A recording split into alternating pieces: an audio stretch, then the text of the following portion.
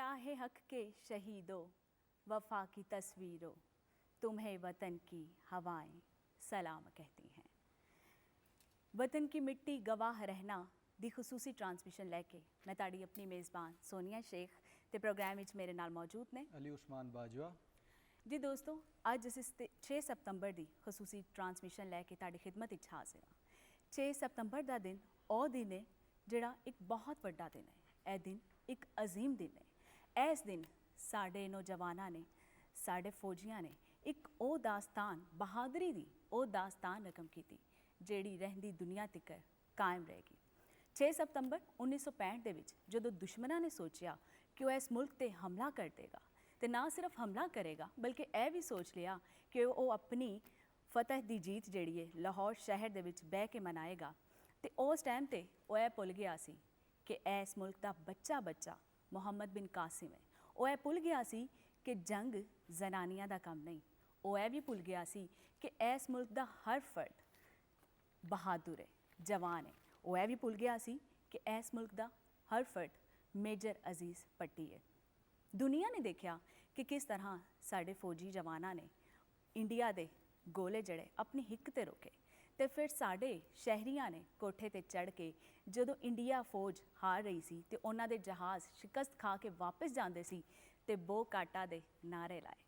उस टाइम तो यह भी भुल गए सी कि साढ़े जवानों ने गैरतमंद मावां दा दुध पीता है तो वो जानते हैं कि जंग विच किवें जितना है। वो यह भी जानते, वो मौत तो डरते नहीं बल्कि मौत दी अखां दे विच अखां पा के हसते हैं। तो अज उस दिन तो उन्हां ही जवानों दीयां कुर्बानियां नूं याद करन वास्ते असीं इत्थे मौजूद हाँ। अज असीं उन्हां जवानों नूं उन्हां शहीदां नूं सलाम पेश करांगे ते नजराना अकीदत पेश करांगे। ऐसे वास्ते प्रोग्राम विच असीं मेहमान भी बुलाए ने लेकिन मेहमानां दा तारुफ जिहड़ा वो बाजवा कराएगा। जी बिल्कुल। और 6 सितंबर 1965 पाकिस्तान डिफेंस डे।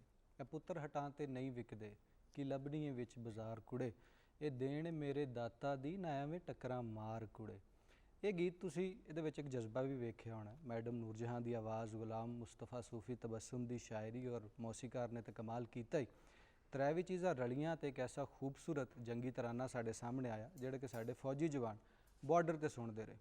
ਇਹਦੀ एक होर मिसाल दूजे पासे मैं वेखना कि जो सारे लोग इकट्ठे रल जाते हैं एक कौम के, चाहे कोई फौजी प्रोफैशनल हो या कोई आम शहरी हो या कोई फनकार हो या कोई शायर हो, कोई मीडिया का बंदा हो या कोई आम रेहड़ी वाला, कोई मजदूर किसान हो, ये सारे जो एकमुठ हो जाते हैं फिर दुश्मन जिड्डा मर्जी वड्डा हो जाए उहदे दंद हमेशा खट्टे रहिंदे ने।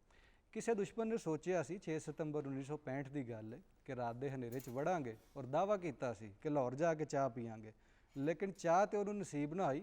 कई वरियां बाद उहदे ही मुल्क के एक होर बंदे नूं चाह नसीब हुई और असां नूं दस्सिया कि भाई उड़दे जहाज़ तो थले लै जा ते कोल बह जा, तेरी मेहमान नवाजी भी करांगे और तैनूं दसांगे कि यह पाकिस्तान है। सो साडी तारीख जिहड़ी है 74 साला तारीख दे विच कई ऊंच नीच असां वेखियां ने, कई जंगां वेखियां ने। वो 48 की जंग होए, 65 की होए, 71 की होए, कारगिल की होए, सियाचिन की होए और हुण 5th जनरेशन वॉर फेयर दे विच असीं खलोते होए हैं। लेकिन अपने जवानों नूं याद रखने और अपनी नौजवान पीढ़ी नूं दसने कि असीं कौन सा की सां, असीं किस तरह एक वड्डे दुश्मन का मुकाबला किया और अज तुसां की करना और एक मुठ हो के किस तरह अपने सोहने पाकिस्तान की हिफाजत करनी है और इसकी तरक्की लिए काम करना। बिल्कुल डिफेंस डे वे और अज बड़ी स्पैशल ट्रांसमिशन है। एक तो साढ़े कौमी हीरो साढ़े स्टूडियो में मौजूद ने जिहड़े कि यकीनी तौर से 1965 की जंग के कारहाय नुमाया सर अंजाम उन्होंने दिते। उन्होंने मैं तारुफ करांदा चला। जनाब ex air vice marshal Farooq Umar, Hilal Imtiaz military, Sitara Imtiaz military, Sitara Basalat, Tamgha Basalat और सितारा जुर्रत इन्हां दे सीने ते सजिया होया। अस्सलाम वालेकुम सर। जी वालेकुम अस्सलाम। कैसी तबीयत है तुहाडी? अल्हम्दुलिल्लाह जी, अल्लाह का एहसान है, शुक्र है। बहुत मेहरबानी। दिल दी गहराइयां तो तानु प्रोग्राम विच जी आए। जी आए नु कहने बड़ी आ। और मेहरबानी जी। बिल्कुल इन्हां दे नाल इस वक्त दिफाई तजियाकार साढ़े नाल एक मौजूद ने और तजियाकारी कई तरीके की हुंदी है लेकिन दिफाई तजियाकारी एक अहम शोबा हर मुल्क दे विच मिथ्या जाता है। डॉक्टर हामिद खान अल मशरकी साढ़े नाल बैठे हुए ने, मुस्कुरा भी रहे हैं और खुश भी ने इसलिए कि 6 सितंबर 1965 का दिहाड़ा होवे और असी उस दिन नूं याद करके मुस्कुराइए ना और जुर्रत दे नाल दुश्मन दी अखां च अखां पा के ना वेखिए किवें हो सकदा है। अच्छा सर, तुहाडे तो शुरू करने। एक तो तुसी यकीनी तौर पर सर्व किया उदों और ਅੱਖੋਂ ਡਿੱਠੀ ਇੱਕ ਜੰਗ ਹੈ। ਸਾਡੀ ਜਿਹੜੀ ਪੀੜ੍ਹੀ ਹੈ ਤੇ ਸੁਣਦੀ ਹੈ ਗੱਲਾਂ ਆਪਣੇ ਵੱਡਕਿਆਂ ਕੋਲੋਂ ਜਾਂ ਵੇਖਦੇ ਇੱਕ ਜੰਗ ਨਹੀਂ ਜੀ, 3 ਜੰਗਾਂ ਪਲੱਸ 2 ਹੋਰ ਜੰਗਾਂ, ਜੀ ਬਿਲਕੁਲ ਇਸੇ ਤਰ੍ਹਾਂ ਹੀ ਅਰਬ ਇਜ਼ਰਾਈਲ ਵਾਰ ਆਲਸੋ। ਜੀ ਬਿਲਕੁਲ ਇਸ ਤਰ੍ਹਾਂ ਹੀ ਹੈ। ਔਰ ਅਸੀਂ ਅਗਰ 65 ਦੀ ਜੰਗ ਤੋਂ ਸਟਾਰਟ ਕਰਨੇ ਆ ਔਰ ਸਪੈਸੀਫਿਕਲੀ ਇਹਦੀ ਗੱਲ ਕਰਨੇ ਆ 6 ਸਤੰਬਰ ਦੇ ਹੁੰਦਿਆਂ ਹੋਇਆ, ਠੀਕ ਹੈ। ਉਹਨਾਂ ਦਿਨਾਂ ਦੇ ਵਿੱਚ ਇਹ ਮੇਰੇ ਕੋਲ ਇੱਕ ਪੰਫਲੇਟ ਵੀ ਆਇਆ ਜਿਹਦੇ ਵਿੱਚ ਇੱਕ ਖੂਬਸੂਰਤ ਨੌਜਵਾਨ ਨਜ਼ਰ ਆ ਰਿਹਾ ਜਿਹੜਾ ਕਿ 에ਅਰ ਫੋਰਸ ਦੀ ਯੂਨੀਫਾਰਮ ਦੇ ਵਿੱਚ ਮੌਜੂਦ ਹੈਗਾ। ਜਜ਼ਬਾ ਇਮਾਨੀ ਤੇ ਹੈ ਹੀ ਹੈ ਸੀ, ਇੱਕ ਖਾਸ ਤਰ੍ਹਾਂ ਦੀ ਜਵਾਨੀ ਔਰ ਇੱਕ ਹੋਰ ਤਰ੍ਹਾਂ ਦਾ ਰੂਪ ਵੀ ਸੀ। ਤੇ ਉਹਨਾਂ ਦਿਨਾਂ ਦੀ ਗੱਲ ਦੱਸੋ ਸਾਨੂੰ, ਆਪਣੀਆਂ ਅੱਖਾਂ ਦੇ ਰਾਹੀਂ, ਆਪਣੇ ਜਜ਼ਬਾਤ ਦੇ ਰਾਹੀਂ ਸਾਨੂੰ ਕੁਝ ਦੱਸੋ ਕਿ ਕਿਸ ਤਰ੍ਹਾਂ ਤੁਸੀਂ ਇਸ ਜੰਗ ਦੇ ਵਿੱਚ ਹਿੱਸਾ ਲਿਆ ਔਰ ਆਲੇ ਦੁਆਲੇ ਦਾ ਕੀ ਮਾਹੌਲ ਸੀ, ਲੋਕੀ ਕੀ ਕਰਦੇ ਸਨ। ਵੀ ਆਮ ਲੋਰੀ ਕੋਠਿਆਂ ਤੇ ਚੜ੍ਹ ਕੇ, ਜਿਵੇਂ ਸੋਨੀਆ ਨੇ ਕਿਹਾ ਕਿ ਬੋਕਾਟਾ ਦੇ ਨਾਅਰੇ ਵੀ ਲੱਗ ਰਹੇ ਸਨ, ਸਿਆਲਕੋਟ ਬਾਰਡਰ, ਚਵਿੰਡਾ ਬਾਰਡਰ, ਫਿਰ ਰਾਜਸਥਾਨ ਵਾਲੇ ਪਾਸੇ, ਤੋਂ ਹਰ ਪਾਸੇ ਪਾਕਿਸਤਾਨੀ ਜਿਹੜੇ ਨੇ ਉਹ ਮਾਵਾਂ ਭੈਣਾਂ ਰੋਟੀ ਪਕਾ ਕੇ ਵੀ ਬਾਰਡਰ ਤੇ ਪਹੁੰਚਾ ਰਹੀਆਂ ਸਨ ਔਰ ਹਰ ਕੋਈ ਆਪਣਾ ਆਪਣਾ ਕੰਮ ਕਰ ਰਿਹਾ ਸੀ ਔਰ ਯਕੀਨੀ ਤੌਰ ਤੇ ਫੌਜੀ ਜਵਾਨ ਤੇ ਕਰ ਹੀ ਰਹੇ ਸਨ। ਔਰ 에ਅਰ ਫੋਰਸ ਤੋਂ ਬਗੈਰ ਯਕੀਨੀ ਤੌਰ ਤੇ ਅੱਜ ਵੀ ਕੋਈ ਜੰਗ ਨਹੀਂ ਜਿੱਤੀ ਜਾ ਸਕਦੀ, ਉਦੋਂ ਵੀ ਨਹੀਂ ਸੀ ਜਿੱਤੀ ਜਾ ਸਕਦੀ ਔਰ ਤੁਸੀਂ ਉਹਦੇ 'ਚ ਸਰਵ ਕੀਤਾ। ਪਾਕ ਫਿਜ਼ਾਈਆ ਨੇ ਕਿਸ ਤਰ੍ਹਾਂ ਲਬੈਕ ਕਿਹਾ ਔਰ ਕਿਹੜੀਆਂ ਮੁਸ਼ਕਿਲਾਤ ਸਨ, ਕਿੰਨੇ ਜਹਾਜ਼ ਫਰੰਟ ਤੇ ਸਨ, ਕਿੰਨੀ ਸਾਡੇ ਕੋਲ ਐਮੂਨੀਸ਼ਨ ਥੋੜੀ ਸੀ, ਸਾਰਾ ਕੁਝ ਹੁੰਦੇ ਆ। ਮੈਂ ਚਾਹ ਰਿਹਾ ਕਿ ਤੁਸੀਂ ਵੇਖਣ ਵਾਲਿਆਂ ਨੂੰ ਜ਼ਰੂਰ ਦੱਸੋ। ਮੈਨੂੰ ਪੰਜਾਬੀ ਵਿੱਚ ਹੀ ਬੋਲਣਾ ਪਏਗਾ ਜਾਂ ਜੀ, ਮਿਕਸਡ ਲੈਂਗੁਏਜ ਬੋਲ ਸਕਣਾ? ਜੀ ਪੰਜਾਬੀ ਦੇ ਵਿੱਚ, ਕਿਉਂਕਿ ਸਾਡੇ ਇਹ ਪੁੱਤਰ ਹਟਾ ਤੇ ਨਹੀਂ ਵਿਕਦੇ, ਸਾਡੀਆਂ ਮਾਵਾਂ ਭੈਣਾਂ ਹੀ ਸੁਣ ਕੇ ਜਵਾਨ ਹੋ ਜਾਣਾ ਤੇ ਅਸੀਂ ਵੀ ਇਹ ਸੁਣ ਕੇ ਚਲੋ ਜਵਾਨ। ਬਿਲਕੁਲ ਠੀਕ ਹੈ ਜੀ, ਮੈਂ ਫੈਸਲਾਬਾਦੀ ਹਾਂ। ਜੀ ਬਿਲਕੁਲ ਸੋ ਜੀ, ਵਧੀਆ ਹੋ ਜਾਏਗਾ। ਲੈਲਪੁਰ ਦੀ ਆਪਣੀ ਸੋਹਣੀ ਬੋਲੀ ਗਈ। ਮੈਂ ਜੀ ਗ੍ਰੈਜੂਏਸ਼ਨ ਦੇ ਬਾਅਦ ਮੈਨੂੰ ਸੋਰਡ ਆਫ ਆਨਰ ਮਿਲੀ, ਬੈਸਟ ਪਾਇਲਟ ਟਰੋਫੀ ਮਿਲੀ, ਐਕੈਡੈਮਿਕਸ ਟਰੋਫੀ ਮਿਲੀ ਜੀ। ਔਰ ਉਹ ਗ੍ਰੈਜੂਏਸ਼ਨ ਦੇ ਬਾਅਦ ਫਿਰ ਮੈਂ ਮੌਰੀਪੁਰ ਚਲਾ ਗਿਆ। ਅੱਛਾ। ਔਰ ਉੱਥੇ ਜਦੋਂ ਮੈਂ ਪੋਸਟ ਹੋਇਆ ਤਾਂ ਉੱਥੇ ਇੱਕ ਬੰਦਾ ਸੀ ਜਿਹਦਾ ਨਾਮ ਹੈ MM ਆਲਮ। ਬਿਲਕੁਲ। ਮੈਂ ਉਹਦੇ ਸਕੁਆਡਰਨ 'ਚ ਪੋਸਟ ਹੋ ਗਿਆ ਜੀ। ਤੇ ਉਹਨੇ ਮੈਨੂੰ ਬੁਲਾਇਆ, ਉਹਨੇ ਕਿਹਾ ਯਾਰ ਤੂੰ ਸਾਡੇ ਵਾਸਤੇ ਇੱਕ ਨੌਜਵਾਨ ਆਦਮੀ ਹੈ, 24 ਸਾਲ ਤੇਰੀ ਏਜ ਹੈ, ਅਸੀਂ 35-40 ਸਾਲ ਦੇ ਹਾਂ ਔਰ ਤੇਰਾ ਬੜਾ ਅੱਛਾ ਰਿਕਾਰਡ ਹੈ, ਲੇਕਿਨ ਤੈਨੂੰ ਆਲਮ ਕਹਿੰਦਾ ਕਿ ਤੈਨੂੰ ਅਸੀਂ ਇਹ ਦੱਸਣਾ ਚਾਹੁੰਦੇ ਹਾਂ ਕਿ ਉਹ ਪੁਰਾਣੇ ਰਿਕਾਰਡ ਨੂੰ ਭੁੱਲ ਜਾਓ, ਹੁਣ ਅੱਗੇ ਦੇਖੋ, ਠੀਕ ਹੈ। ਲੌਰਲਸ ਆਫ ਯੈਸਟਰਡੇ ਨੂੰ ਕਾਊਂਟ ਨਾ ਕਰੋ। ਤੇ ਮੈਂ ਉਹਨੂੰ ਕਿਹਾ, ਮੈਂ ਕਿਹਾ ਸਰ ਤੁਸੀਂ ਫਿਕਰ ਨਾ ਕਰੋ, ਤੁਹਾਨੂੰ ਕੋਈ ਕੰਪਲੇਂਟ ਨਹੀਂ ਹੋਵੇਗੀ। ਔਰ ਉਹਨਾਂ ਨੂੰ ਮੈਂ ਕੰਪਲੇਂਟ ਨਹੀਂ ਹੋਣ ਦਿੱਤੀ। ਲੇਕਿਨ ਮੈਂ ਸੋਚਿਆ ਕਿ ਇਹ ਬੰਦਾ ਐਸਾ ਹੈ ਕਿ ਇਹਨੂੰ ਮੈਂ ਸਟੱਡੀ ਕਰਾਂਗਾ, ਮੇਰੇ ਨਾਲੋਂ ਸੀਨੀਅਰ ਹੈ, ਲੇਕਿਨ ਮੈਂ ਦੇਖਾਂਗਾ ਕਿ ਇਹ ਕਿਸ ਤਰੀਕੇ ਨਾਲ ਆਪਣੇ ਆਪ ਨੂੰ ਟ੍ਰੇਨ ਕਰਕੇ ਇੱਥੇ ਤੱਕ ਪਹੁੰਚਿਆ। ਸੋ ਮੈਂ ਨੋਟ ਕੀਤਾ ਕਿ ਆਲਮ ਸਾਹਿਬ ਜਦੋਂ ਛੁੱਟੀ ਕਰਕੇ ਘਰ ਜਾਂਦੇ ਨੇ ਤੇ ਟਰੱਕ ਵਿੱਚ ਆਪਣਾ ਸਿਮੂਲੇਟਰ ਲੈ ਜਾਂਦੇ ਨੇ। ਅੱਛਾ। ਜਹਾਜ਼ ਦਾ F-86 ਦਾ ਸਿਮੂਲੇਟਰ। ਸੋ ਮੈਂ ਬੜਾ ਹੈਰਾਨ ਹੋਇਆ। ਮੈਂ ਉਹਨਾਂ ਨੂੰ ਪੁੱਛਿਆ, ਮੈਂ ਕਿਹਾ ਸਰ ਇਹ ਤੁਸੀਂ ਸਿਮੂਲੇਟਰ ਕਾਹਦੇ ਵਾਸਤੇ ਲੈ ਕੇ ਜਾਂਦੇ ਹੋ? ਉਹਨੇ ਕਿਹਾ ਯਾਰ ਇਹ ਤੇਰੇ ਸਮਝ ਨਹੀਂ ਆਏਗੀ, ਲੇਕਿਨ ਮੈਂ ਦੱਸਣਾ ਚਾਹੁੰਦਾ ਕਿ ਮੈਂ ਟ੍ਰੇਨਿੰਗ ਕਰ ਰਹਾ ਛੁੱਟੀ ਵਾਲੇ ਟਾਈਮ ਤੇ। ਤੇ ਮੈਂ ਕਿਹਾ ਉਹ ਕਿਸ ਤਰ੍ਹਾਂ ਦੀ ਟ੍ਰੇਨਿੰਗ? ਕਹਿੰਦੇ ਨਹੀਂ ਜੀ ਅਗਰ ਜਹਾਜ਼ ਇੱਧਰੋਂ ਆ ਰਿਹਾ ਹੋਏ ਤੇ ਮੈਨੂੰ ਪਤਾ ਕਿ ਮੈਂ ਇਸ ਤਰ੍ਹਾਂ ਟਰਨ ਕਰਾਂਗਾ, ਠੀਕ ਹੈ। ਔਰ ਅਗਰ ਇੱਧਰੋਂ ਆ ਰਿਹਾ ਹੋਏ ਤੇ ਮੈਂ ਬੈਰਲ ਰੋਲ ਕਰਾਂਗਾ, ਔਰ ਅਗਰ ਪਿੱਛੋਂ ਮੈਨੂੰ ਅਟੈਕ ਕਰੇ ਤਾਂ ਮੈਂ ਲੂਪ ਕਰਾਂਗਾ। ਠੀਕ ਹੈ। ਔਰ ਇਹ ਹਰ ਐਂਗਲ ਤੇ ਮੈਂ ਮਸ਼ਕ ਕਰਨਾ ਚਾਹੁੰਦਾ। ਮੈਂ ਬੜਾ ਇੰਪ੍ਰੈਸ ਹੋ ਗਿਆ। ਮੈਂ ਕਿਹਾ ਸਰ ਇਹ ਤਾਂ wonderful, this is what will serve you well. ਖੈਰ ਟਾਈਮ ਗੁਜ਼ਰਦਾ ਗਿਆ। 4 ਸਾਲ ਬਾਅਦ ਮੈਂ ADC to air marshal Asghar Khan ਬਣ ਗਿਆ। Asghar Khan is the grandfather of Pakistan Air Force. So I had MM Alam to follow on one side and Air Marshal Asghar Khan, the leader of the Air Force, on the other. ਠੀਕ। So best people. ਤੇ ਮੈਂ ਆਲਮ ਸਾਹਿਬ ਨੂੰ ਪੁੱਛਿਆ, ਮੈਂ ਕਿਹਾ sir ਤੁਸੀਂ ਇਹ ਦੱਸੋ ਕਿ ਜੰਗ ਤੇ ਹੋਣੀ ਹੈ ਸਰਗੋਦਾ ਨਾਰਥ ਵਿੱਚ ਤੇ ਤੁਸੀਂ ਬੈਠੇ ਹੋ ਕਰਾਚੀ, ਤੇ ਕਿਆ ਤੁਸੀਂ ਸਮਝਦੇ ਹੋ ਕਿ ਤੁਹਾਡੀ ਵਾਰੀ ਉੱਥੇ ਵੀ ਆਏਗੀ?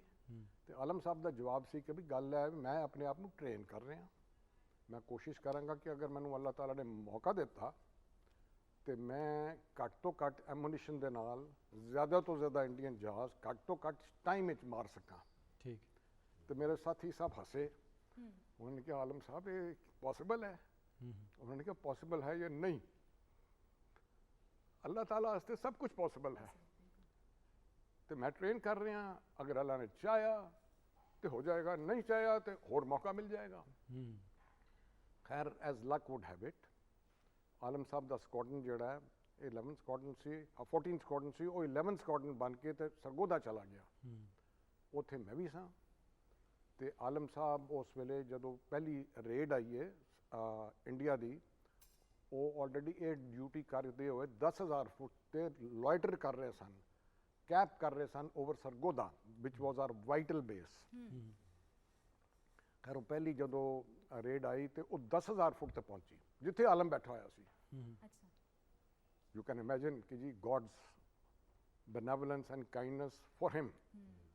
ਤੇ ਇਹਨਾਂ ਨੇ ਜਨਾਬ ਉਹ ਜਹਾਜ਼ ਦੇਖੇ ਤੇ ਇਹਨਾਂ ਨੇ ਉਹਨਾਂ ਤੇ ਹਮਲਾ ਕੀਤਾ ਵਿਦਆਊਟ ਲਾਸ ਆਫ ਟਾਈਮ। ਔਰ ਪਹਿਲੇ ਹੀ ਹੱਲੇ 'ਚ ਪਹਿਲੇ ਹੀ ਮਿੰਟ 'ਚ ਇਹਨਾਂ ਨੇ 5 ਇੰਡੀਅਨ ਜਹਾਜ਼ ਦੇ ਨੇ ਵਨ ਆਫਟਰ ਦੀ ਅਦਰ 1 2 3 4 5 ਕਰ ਦਿੱਤੇ ਜੀ, ਗੋਲੇ ਬਣਾ ਦਿੱਤੇ ਅੱਗ ਦੇ। That was great, that was impossible. Indians ਨੇ ਯਕੀਨ ਨਹੀਂ ਕੀਤਾ ਲੇਕਿਨ ਬਹੁਤ ਸ਼ੋਰ ਮਚਾਇਆ ਕਿਉਂਕਿ ਉਹ ਉਹਨਾਂ ਦੇ ਬੈਸਟ ਪਾਇਲਟ ਸਨ। ਪਹਿਲੀ ਰੇਡ ਵਿੱਚ ਇੰਡੀਆ ਨੇ ਆਪਣੇ ਲੀਡਰਸ ਭੇਜੇ ਸਨ, ਪਹਿਲਵਾਨ ਭੇਜੇ ਸਨ, ਠੀਕ ਹੈ। ਤੇ ਉਹ ਡਾਊਨ ਹੋ ਗਏ। ਇਹਨਾਂ ਦਾ ਮੋਰਲ ਸੈਗ ਹੋ ਗਿਆ ਇੰਡੀਅਨਸ ਦਾ। ਠੀਕ ਔਰ ਜਦੋਂ ਸ਼ੋਰ ਵੋਰ ਮਚਿਆ ਤੇ ਜਿਹੜੀ ਸੈਕਿੰਡ ਰੇਡ ਸੀ ਜਿਹਨੇ ਆਣਾ ਸੀ ਬੈਕਅਪ ਵਾਸਤੇ ਉਹ ਨਹੀਂ ਆਈ, ਉਹ ਅੱਛਾ ਤਿੱਤਰ ਬਿੱਤਰ ਹੋ ਗਈ। ਔਰ ਜਿਹੜੀ ਥਰਡ ਰੇਡ ਸੀ ਉਹ ਮੁੜ ਗਈ ਰਸਤੇ ਚੋਂ, ਉਹ ਵਾਪਸ ਹੀ ਚਲੀ ਵਾਪਸ ਹੀ ਚਲੀ ਠੀਕ ਗਈ। ਹੈ। ਆਦਮਪੁਰ ਹਲਵਾੜਾ, ਇਹ ਦੋ 에ਅਰਫੀਲਡਸ ਜਿਹੜੇ ਨਾਂ ਨਹੀਂ ਸੀ ਆ ਰਹੇ ਨਾ, Adampur and Halwara forward basis. ਸੋ ਇਸ ਤਰੀਕੇ ਨਾਲ ਪਹਿਲੇ ਹੀ ਹੱਲੇ 'ਚ ਉਹਨਾਂ ਦਾ ਮੋਰਾਲ ਡਾਊਨ ਹੋਇਆ। ਇਸ ਦੇ ਬਾਅਦ ਇਸੇ ਦੌਰਾਨ ਵਿੱਚ 에ਅਰ ਮਾਰਸ਼ਲ ਨੂਰ ਖਾਨ ਨੇ squadron leader Nozi Haider, squadron Haider with 8 pilots ਉਹਨਾਂ ਨੂੰ ਕਿਹਾ ਕਿ ਜੀ ਤੁਸੀਂ ਜਾਓ ਔਰ ਪਠਾਨਕੋਟ ਦੇ ਹਮਲਾ ਕਰੋ ਠੀਕ ਔਰ ਉੱਥੇ ਮਿਗ 21 ਜਿਹੜੇ ਖਲੋਤੇ ਨੇ ਉਹਨਾਂ ਨੂੰ ਨੀਸ ਤੋਂ ਨਾਬੂਦ ਕਰ ਦਿਓ। ਤੇ ਉਹ ਛੁਪਦੇ ਛੁਪਾਉਂਦੇ ਪਹਾੜੀਆਂ ਦੇ ਪਿੱਛੇ 8 ਜਹਾਜ਼ ਗਏ, very well trained combat pilots, ਤੇ ਉਹਨਾਂ ਨੇ ਸਰਪ੍ਰਾਈਜ਼ ਕੀਤਾ ਔਰ ਉੱਥੇ ਜਿੰਨੇ ਵੀ ਮਿਗ 21 ਸਨ ਕੋਸ਼ਿਸ਼ ਕੀਤੀ ਕਿ ਉਹ ਸਭ ਤਬਾਹ ਹੋ ਜਾਣ। ਸਭ ਤਬਾਹ ਹੋਏ ਜਾਂ ਨਾ ਹੋਏ ਲੇਕਿਨ ਇਨਫ ਜਿਹੜੇ ਨੇ ਉਹ ਡਿਸਯੂਜ਼ਡ ਹੋ ਗਏ, ਉਹ ਡੈਮੇਜ ਹੋ ਗਿਆ। ਡੈਮੇਜ ਹੋ ਗਏ। ਔਰ ਉਹਦੇ ਨਾਲ ਔਰ ਆਲਮ ਸਾਹਿਬ ਦੇ ਇਸ ਅਟੈਕ ਦੇ ਨਾਲ Indian morale just sag down to the lowest bottom. ਫਿਰ ਮਾਰਸ਼ਲ ਸਾਹਿਬ ਨੂੰ ਲੋਕਾਂ ਨੇ ਕਿਹਾ ਕਿ ਇਹ 3 ਜਹਾਜ਼ ਨਾ ਭੇਜੋ, ਤੁਸੀਂ ਕਮ ਅਜ਼ ਕਮ 8 ਜਹਾਜ਼ ਭੇਜੋ। ਇਹਨਾਂ ਨੇ ਕਿਹਾ ਜੀ ਇਸ ਵੇਲੇ ਮੇਰੇ ਕੋਲ 8 ਜਹਾਜ਼ ਹੈ ਨਹੀਂ ਨੇ ਸਰਵਿਸੇਬਲ, ਕਿਉਂਕਿ ਪੁਰਾਣੇ ਜਹਾਜ਼ ਨੇ ਸਪੇਅਰਸ ਨਹੀਂ ਸੀ ਉਸ ਵੇਲੇ ਮਿਲ ਰਹੇ। ਮੈਂ ਤਿੰਨਾਂ ਦੇ ਨਾਲ ਵੀ ਭੇਜਾਂਗਾ, ਆਈ ਮਸਟ ਲੈਟ them ਗੋ, ਨੋ ਗੈਪਸ। तो 3 ਦੇ 3 ਗਏ, ਦੇ ਵਰ ਇੰਟਰਸੈਪਟਡ। ਔਰ ਜਿਹੜੇ ਬਚ ਗਏ ਸਨ ਨਾ ਪਠਾਨਕੋਟ ਤੋਂ, ਉਹ ਸਾਰੇ ਤਿੱਤਰਾਂ ਦੀ ਤਰ੍ਹਾਂ ਉੱਡ ਰਹੇ ਸਨ ਬਚਾਉਣ ਵਾਸਤੇ ਆਪਣੇ ਆਪ ਨੂੰ। ਯੂ ਨੋ ਦੇ ਵਰ just flying around so that they are not available on the ground. ਅੱਛਾ ਤੇ ਉੱਥੇ ਜਦੋਂ ਗਏ ਤੇ ਰਫੀਕੀ ਸਾਹਿਬ ਐਂਡ ਸੈਸਲ ਵਰ ਇੰਟਰਸੈਪਟਡ ਬਾਈ 8 aircraft, maybe more than 8 aircraft ਜਿਹੜੇ ਉਡਾਨ ਕਰ ਰਹੇ ਸਨ ਆਪਣੀ ਜਾਨ ਬਚਾਉਣ ਵਾਸਤੇ। ਇਹਨਾਂ ਦੀ ਜੰਗ ਹੋਈ ਜਿਹਦੇ ਵਿੱਚ ਯੂਨਸ ਸ਼ਹੀਦ ਹੋ ਗਏ। ਯੂਨਸ ਨੇ 2 ਜਹਾਜ਼ ਇੰਡੀਆ ਦੇ ਮਾਰੇ ਜੀ, ਉਹਦੇ ਬਾਅਦ ਉਹ ਸ਼ਹੀਦ ਹੋ ਗਏ। ਰਫੀਕੀ ਸਾਹਿਬ ਦੀ ਗਨਸ ਜੈਮ ਹੋ ਗਈਆਂ, ਉਹਨਾਂ ਨੇ ਵੀ 2-3 ਜਹਾਜ਼ ਮਾਰੇ ਤੇ ਉਹ ਵੀ ਸ਼ਹੀਦ ਹੋ ਗਏ। ਸੈਸਲ ਬਚ ਗਿਆ ਜੀ, ਤੇ ਸੈਸਲ ਬਚ ਕੇ ਜਦੋਂ ਉਹਦਾ ਐਮੂਨੀਸ਼ਨ ਖਤਮ ਹੋ ਗਿਆ 2 ਜਹਾਜ਼ ਮਾਰਨ ਦੇ ਬਾਅਦ, ਤੇ ਉਹ ਫਿਰ ਆਪਣਾ ਵਾਪਸ ਬੇਸ ਤੇ ਆ ਗਿਆ। Now by this time India had lost all told here and there a day and night about 35 aircraft in that 24 hours period, including East Pakistan. So ਇਹ ਤੇ ਸੀ ਜੀ ਪਹਿਲੇ ਦਿਨ। ਹੁਣ ਮੈਨੂੰ ਪੁੱਛੋ ਕੀ ਪੁੱਛਣਾ ਚਾਹੁੰਦੇ ਹੋ। ਜੀ ਸਰ ਤੁਹਾਡੇ ਕੋਲ ਜ਼ਰੂਰ ਪੁੱਛਨੇ। ਪਹਿਲੇ ਅਸੀਂ ਮਸ਼ਰਕੀ ਸਾਹਿਬ ਤੱਕ ਥੋੜਾ ਵਾਪਸ ਜਾਵਾਂਗੇ, ਲੇਕਿਨ ਉਸ ਤੋਂ ਪਹਿਲੇ ਇੱਕ ਸਵਾਲ ਜਿਹੜਾ ਉਹ ਜੰਗ ਤੋਂ ਨਿਕਲ ਕੇ ਜਿਵੇਂ ਪ੍ਰੋਗਰਾਮ ਦਾ ਅਸੀਂ ਆਗਾਜ਼ ਕੀਤਾ ਔਰ ਅਸੀਂ ਇੱਕ ਗੀਤ ਦਾ ਜ਼ਿਕਰ ਕੀਤਾ ਮੈਡਮ ਨੂਰ ਜਹਾਂ ਦਾ, ਅੱਜ ਵੀ ਹਰ ਪਾਸੇ ਉਹ ਵੱਜ ਰਿਹਾ, ਰੇਡੀਓ ਤੇ ਟੈਲੀਵਿਜ਼ਨ ਤੇ ਬੱਚੇ ਸੁਣ ਵੀ ਰਹੇ ਨੇ, ਲੇਕਿਨ ਉਹਦੀ ਸਿਗਨੀਫੀਕੈਂਸ ਸ਼ਾਇਦ ਉਸ ਤਰ੍ਹਾਂ ਨਹੀਂ ਜਾਣਦੇ ਜਾਂ ਬਹੁਤ ਜ਼ਿਆਦਾ ਜੁੜਤ ਉਹ ਨਹੀਂ ਰੱਖਦੇ ਉਸ ਤਰ੍ਹਾਂ। ਇਸ ਗੀਤ ਦੇ ਬਾਰੇ ਤੁਹਾਡੇ ਆਪਣੇ ਇੱਕ ਤੇ ਵਿਚਾਰ ਮੈਂ ਚਾਹਾਂਗਾ। ਔਰ ਚੂੰਕਿ ਬਾਰਡਰ ਦੇ ਉੱਤੇ ਸਾਡੇ ਫੌਜੀ ਜਵਾਨ ਹੁੰਦੇ ਸਨ, ਉਹ ਰੇਡੀਓ ਦੇ ਜ਼ਰੀਏ ਕਮਿਊਨੀਕੇਸ਼ਨ ਕਰਨਾ ਔਰ 17 ਦਿਨ ਤੱਕ ਇੱਕ ਐਸੀ ਫੌਜ ਨੂੰ ਡੱਕੇ ਰੱਖਣਾ ਜਿਹੜੀ ਸਾਡੇ ਨਾਲੋਂ ਐਮੀਨੇਸ਼ਨ ਵਿੱਚ, ਤਾਕਤ ਵਿੱਚ ਬਹੁਤ ਜ਼ਿਆਦਾ ਵੱਡੀ ਸੀ, ਡਬਲ ਤੋਂ ਵੀ ਟ੍ਰਿਪਲ ਸੀ ਕਿਤੇ, ਲੇਕਿਨ 5 ਟਾਈਮਸ ਵੱਡੀ ਕਿਸੇ ਫੌਜ ਨੂੰ ਤੁਸੀਂ ਡੱਕਦੇ ਹੋ। ਔਰ ਫਿਰ 1965 ਦਾ ਸਾਲ ਹੈ, ਕਿਉਂਕਿ 47 'ਚ ਤੁਸੀਂ ਆਜ਼ਾਦ ਹੋ ਰਹੇ, 48 ਵਿੱਚ ਵੀ ਇੱਕ ਛੋਟੀ ਜਿਹੀ ਜੰਗ ਹੁੰਦੀ ਹੈ ਔਰ 65 ਦੇ ਵਿੱਚ ਫਿਰ ਇੱਕ ਜੰਗ ਸ਼ੁਰੂ ਹੋ ਜਾਂਦੀ ਹੈ। ਔਰ ਤੁਸੀਂ ਇਕਨੋਮਿਕਲੀ ਵੀ ਹਲੇ ਉਸ ਤਰ੍ਹਾਂ ਸਟੇਬਲ ਨਹੀਂ ਹੋ, ਤੁਹਾਡੇ ਇਦਾਰੇ ਵੀ ਉਸ ਤਰ੍ਹਾਂ ਬਹੁਤ ਪਾਵਰਫੁਲ ਤਰੀਕੇ ਨਾਲ ਨਹੀਂ ਚੱਲ ਰਹੇ। ਤਾਰੀਖ ਦੇ ਵਿੱਚ ਬਹੁਤ ਘੱਟ ਇਸ ਤਰ੍ਹਾਂ ਦੀਆਂ ਚੀਜ਼ਾਂ ਮਿਲਦੀਆਂ ਨੇ ਕਿ ਕੋਈ ਮੁਲਕ ਨੌ ਮੌਲੂਦ ਹੋਵੇ, ਹਲੇ ਨਵਾਂ ਨਵਾਂ ਹੀ ਬਣਿਆ ਹੋਵੇ ਔਰ ਉਹ ਜੰਗ ਲੜਨਾ ਸ਼ੁਰੂ ਕਰ ਦੇ ਔਰ ਇੱਕ ਵੱਡੇ ਦੁਸ਼ਮਣ ਨਾਲ ਲੜੇ ਔਰ ਫਿਰ ਉਹਨੂੰ ਡੱਕ ਦੇ। ਉਹਦਾ ਮੁਰਾਲ ਵੱਡਾ ਕਰਨ ਵਾਸਤੇ, ਜਿਵੇਂ ਤੁਸੀਂ ਕਿਹਾ ਕਿ ਮੁਰਾਲ ਡਿੱਗ ਪਿਆ ਸੀ ਇੰਡੀਅਨ 에ਅਰ ਫੋਰਸ ਦਾ, ਔਰ ਕੁਝ ਤੇ ਵਾਪਸ ਹੀ ਪਰਤ ਗਏ, ਕੁਝ ਉੱਥੇ ਹੀ ਤਿੱਤਰ ਬਿੱਤਰ ਹੋ ਗਏ, ਕੋਈ ਕਬੂਤਰ ਬਣ ਗਿਆ ਤਾਂ ਕੋਈ ਤਿੱਤਰ ਬਣ ਗਿਆ, ਸੋ ਕੋਈ ਉੱਥੇ ਹੀ ਮੁੱਕ ਗਿਆ। ਤੇ ਸਾਡੇ ਜਵਾਨਾਂ ਦਾ ਮੁਰਾਲ ਬੁਲੰਦ ਕਰਨ ਵਾਸਤੇ ਰੇਡੀਓ ਪਾਕਿਸਤਾਨ ਦੇ ਉੱਤੇ ਜਿਹੜੇ ਗੀਤ ਨਿਗਾਰ ਨੇ ਉਹ ਗੀਤ ਲਿਖ ਰਹੇ ਸਨ, ਕੰਪੋਜੀਸ਼ਨਸ ਬਣ ਰਹੀਆਂ ਸਨ, ਸਿੰਗਰਸ ਜਿਹੜੇ ਨੂੰ ਆਪਣੀ ਆਵਾਜ਼ ਦੇ ਰਹੇ ਸਨ। ਇਹ ਜਿਹੜਾ ਸਪੈਸੀਫਿਕਲੀ ਗੀਤ ਹੈ ਇਹ ਕਿਸ ਤਰ੍ਹਾਂ ਮੁਰਾਲ ਬੁਲੰਦ ਕਰਦਾ ਸੀ, ਜਾਂ ਰੇਡੀਓ ਤੋਂ ਜਦੋਂ ਕੋਈ ਨਿਊਜ਼ ਆਉਂਦੀ ਸੀ ਔਰ ਫਿਰ ਇਹ ਗੀਤ ਵੱਜਦਾ ਸੀ, ਪੁੱਤਰ ਹਟਾਉਂਦੇ ਨਹੀਂ ਵਿਕਦੇ, ਕੀ ਲੱਭਣੀ ਹੈ ਵਿੱਚ ਬਾਜ਼ਾਰ ਕੁੜੇ, ਇਹਦੇ ਬਾਰੇ ਥੋੜ੍ਹਾ ਜਿਹਾ ਸਿਗਨੀਫੀਕੈਂਸ ਦੱਸਣਾ ਕਿ ਕਿਸ ਤਰ੍ਹਾਂ ਉਹ ਪਿੱਛੇ ਆਪਣੇ ਘਰ ਬਾਰੇ ਸੋਚਦੇ ਨੇ ਉਹ ਫੌਜੀ। ਇੱਕ ਬੜੀ ਇਨਸਾਨੀ ਸਤ੍ਹਾ ਦੇ ਉੱਤੇ ਅਗਰ ਰਹਿੰਦੇ ਹੋਏ ਅਸੀਂ ਉਹਨੂੰ ਵੇਖਦੇ ਹਾਂ ਜਦੋਂ ਇਹ ਜੰਗ ਸ਼ੁਰੂ ਹੋਈ ਨਾ ਜੀ, ਜੀ field marshal Ayub Khan president of Pakistan ਨੇ ਅਨਾਉਂਸ ਕੀਤਾ ਜੀ ਤੇ ਉਸ ਵੇਲੇ ਸਭ ਲੋਕਾਂ ਨੇ ਕਿਹਾ ਕਿ ਜੀ ਅਸੀਂ ਜੰਗ ਵਿੱਚ ਹਿੱਸਾ ਲੈਣਾ ਹੈ। ਛੋਟਾ ਵੱਡਾ ਜੋ ਵੀ ਹੈ, ਜਿਹਦੇ ਕੋਲ ਰਿਕਸ਼ਾ ਸੀ ਉਹ ਰਿਕਸ਼ਾ ਲੈ ਗਿਆ, ਜਿਹਦੇ ਕੋਲ ਸਕੂਟਰ ਸੀ ਉਹ ਸਕੂਟਰ ਲੈ ਗਿਆ, ਜਿਹਦੇ ਕੋਲ 4 ਪਾਈਆਂ ਸਨ ਉਹ 4 ਪਾਈਆਂ ਲੈ ਕੇ ਪਹੁੰਚ ਗਿਆ ਬਾਰਡਰ, ਕਿ ਜੀ ਅਸੀਂ ਇੱਥੇ ਹੀ ਰਹਿਣਾ ਹੈ, ਅਸੀਂ ਜੰਗ ਵਿੱਚ ਲੜਨਾ ਹੈ, ਪਾਕਿਸਤਾਨ ਫੌਜ ਦੇ ਨਾਲ ਸ਼ੋਲਡਰ ਟੂ ਸ਼ੋਲਡਰ ਹਿੱਸਾ ਵਟਾਉਣਾ ਹੈ। ਬਿਲਕੁਲ ਇੰਨਾ ਜ਼ਿਆਦਾ ਮੋਰਾਲ ਸੀ। ਤੇ ਜਿੱਥੇ ਮੋਰਾਲ ਚੰਗਾ ਹੋਵੇ ਨਾ ਜੀ, ਤੇ ਉੱਥੇ ਤੁਸੀਂ ਸ਼ਿਕਸਤ ਨਹੀਂ ਖਾ ਸਕਦੇ। You can give your life ਬਿਲਕੁਲ but you exactly. Will not give way, you will not ਪਸਪਾ ਨਹੀਂ ਹੋਣਗੇ। ਅੱਛਾ ਸਰ, ਉਹਨਾਂ ਚੀਜ਼ਾਂ ਨੂੰ ਅਗਰ ਥੋੜ੍ਹਾ ਜਿਹਾ ਰਿਵਾਈਵ ਕਰਨ ਦੀ ਅੱਜ ਕੋਸ਼ਿਸ਼ ਕਰੀਏ ਔਰ ਇਸੇ ਗੀਤ ਨੂੰ ਆਪਣੇ ਪ੍ਰੋਗਰਾਮ ਦੇ ਵਿੱਚ ਅਗਰ ਸ਼ਾਮਿਲ ਕਰੀਏ, ਤੁਸੀਂ ਇਜਾਜ਼ਤ ਦਿਓ ਮਸ਼ਰਕੀ ਸਾਹਿਬ, ਉਹਨੂੰ ਰਿਵਾਈਵ ਕਰਨੇ ਔਰ ਉਹ ਵੇਖਣਾ, ਫਿਰ ਖੂਨ ਸਾਡਾ ਖੌਲ ਜਾਏਗਾ, ਇੱਕ ਦਫਾ ਲੂੰ ਕੰਡੇ ਖੜੇ ਹੋ ਜਾਣਗੇ, ਇੱਕ ਦਫਾ ਫਿਰ ਜਵਾਨੀ ਜਿਹੜੀ ਉਹ ਵਾਪਸ ਆਏਗੀ। ਤੇ ਲਓ ਨਾਜ਼ਰੀਨ, ਇਹ ਪੁੱਤਰ ਹਟਾਂ ਤੇ ਨਹੀਂ ਵਿਕਦੇ ਕੀ ਲੱਭਣੀ ਵਿੱਚ ਬਾਜ਼ਾਰ ਕੁੜੇ ਤੁਹਾਡੇ ਸਭ ਲਈ ਵੀ ਔਰ ਸਾਡੇ ਵਿੱਚ ਸਟੂਡੀਓ ਵਿੱਚ ਜਿੰਨੇ ਲੋਕ ਬੈਠੇ ਉਹਨਾਂ ਸਭ ਲਈ ਵੀ ਪੇਸ਼ ਕਰਨੇ ਆ।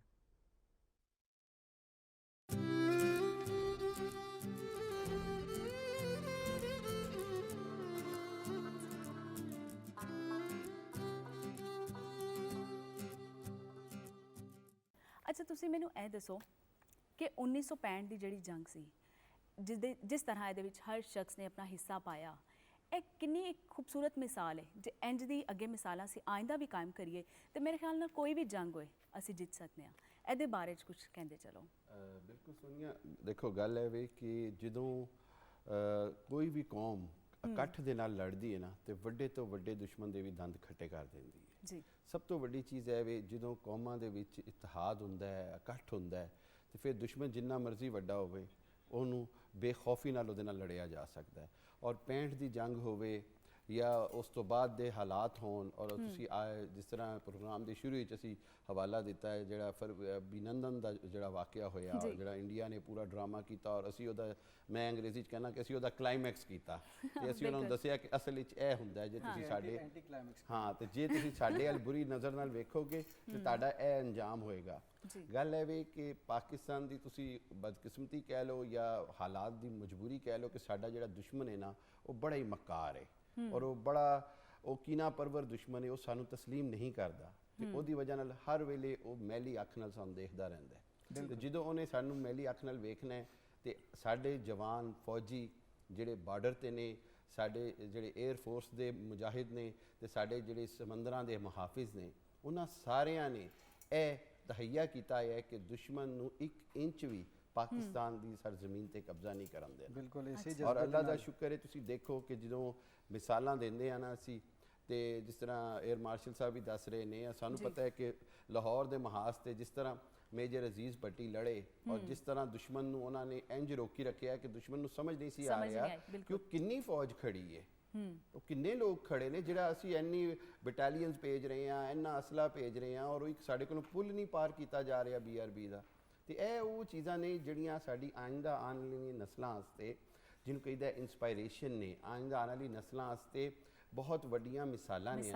ਔਰ ਸਾਡੀਆਂ ਆਉਣ ਵਾਲੀਆਂ ਨਸਲਾਂ ਅਸੀਂ ਇਹੋ ਹੀ ਕਹਾਣੀਆਂ ਔਰ ਇਹੋ ਹੀ ਵਾਕਿਆਤ ਸੁਣਦੇ, ਇਹੋ ਹੀ ਨਗਮੇ ਸੁਣਦੇ ਜਵਾਨ ਹੋਏ, ਔਰ ਅਸੀਂ ਇਹ ਦੇਖਿਆ ਕਿ ਸਾਡੇ ਮਾਂ-ਬਾਪ ਨੇ ਸਾਨੂੰ ਇਹ ਡਿਲੀਵਰ ਕੀਤਾ ਕਿ ਜਦੋਂ ਮੁਲਕ ਤੇ ਮੁਸ਼ਕਲ ਟਾਈਮ ਆ ਜਾਏ ਤੇ ਫਿਰ ਕਾਰ-ਬਾਰ ਨਹੀਂ ਦੇਖੀਦਾ, ਸਭ ਕੁਝ ਵਤਨ ਵਾਸਤੇ ਕੁਰਬਾਨ ਕਰ ਦੇਈਦਾ, ਸਭ ਕੁਝ ਵਤਨ ਦੀ ਮਿੱਟੀ ਵਾਸਤੇ ਕੁਰਬਾਨ ਕਰ ਦੇਈਦਾ। ਜੀ ਬਿਲਕੁਲ, ਇਸੇ ਜਜ਼ਬੇ ਦੇ ਨਾਲ ਸਾਡਾ ਫਰਜ਼ ਹੈ ਕਿ ਅਸੀਂ ਅਗਲੀਆਂ ਨਸਲਾਂ ਵਿੱਚ ਵੀ ਇਹੋ ਹੀ ਪਹੁੰਚਾਈਏ। ਇਸੇ ਜਜ਼ਬੇ ਦੇ ਨਾਲ ਅਸੀਂ ਅੱਗੇ ਵਧਾਂਗੇ ਔਰ ਇੱਕ ਹੋਰ ਮਿਲੀ ਨਗਮਾ ਜਿਹੜਾ ਉਹ ਸ਼ਾਮਿਲ ਕਰਨੇ ਪ੍ਰੋਗਰਾਮ ਦੇ ਵਿੱਚ, ਤਾਂ ਕਿ ਜਜ਼ਬਾ ਜਿਹੜਾ ਉਹ ਦੁੱਗਣੇ ਤੋਂ ਚੁਗਣਾ, ਔਰ MM ਆਲਮ ਦੀ ਤਰ੍ਹਾਂ ਅਸੀਂ ਵੀ ਇਕੱਠੇ ਹੀ ਜਿਹੜਾ ਨਾ ਜਜ਼ਬਾਤ ਦਾ ਇਜ਼ਹਾਰ ਕਰ ਦਈਏ। ਫਿਰ ਵਾਪਸ ਆਨੇ, ਫਿਰ ਮਜ਼ੀਦ ਗੁਫ਼ਤਗੂ ਵੀ ਕਰਨੀ ਔਰ ਕਈ ਸਵਾਲਾਤ ਹੈ ਨੇ ਮੇਰੇ ਕੋਲ।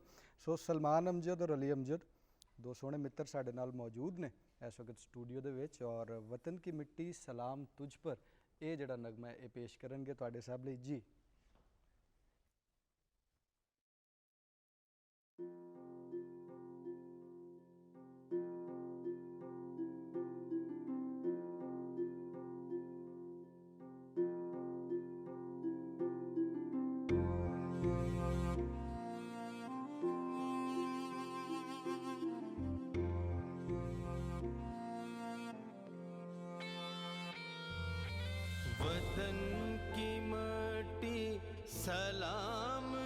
पर सलाम, तुझ पर सलाम, तुझ पर वतन की माटी सलाम तुझ पर सलाम, तुझ पर सलाम, तुझ पर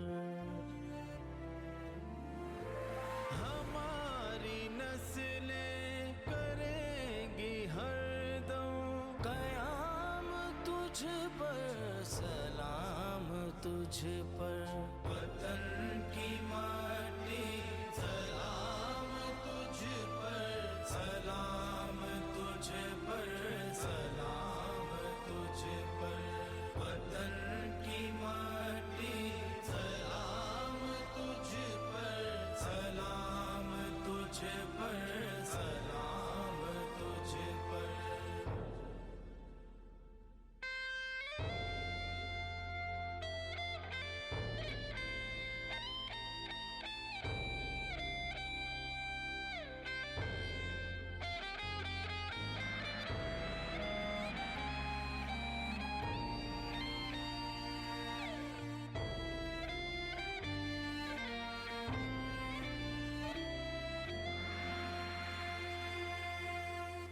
तुझी से दुनिया तुझी से दी है, तू ही फलक है, तू ही जमी है। तुझी से दुनिया तुझी से दी है, तू ही फलक है, तू ही जमी है। हमारा जीना हमारा मरना मदाम तुझ पर सलाम, तुझ पर वतन की माटी सलाम तुझ पर सलाम, तुझ पर सलाम, तुझ पर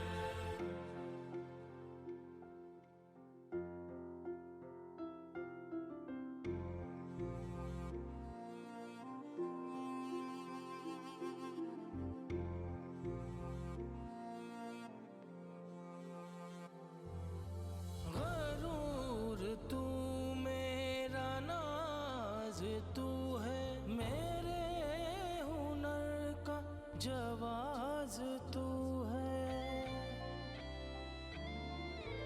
गरूर तू मेरा नाज तू है, मेरे हुनर का जवाज तू है। मुझे मिला है मुझे मिलेगा दवाम तुझ पर सलाम, तुझ पर वतन की माटी सलाम तुझ पर सलाम, तुझ पर सलाम, तुझ पर हमारी नस्लें करेंगी हरदम कयाम तुझ पर सलाम, तुझ पर वतन की माटी सलाम तुझ पर सलाम, तुझ पर सलाम, तुझ पर वतन की माटी सलाम तुझ पर सलाम, तुझ पर सलाम, तुझ पर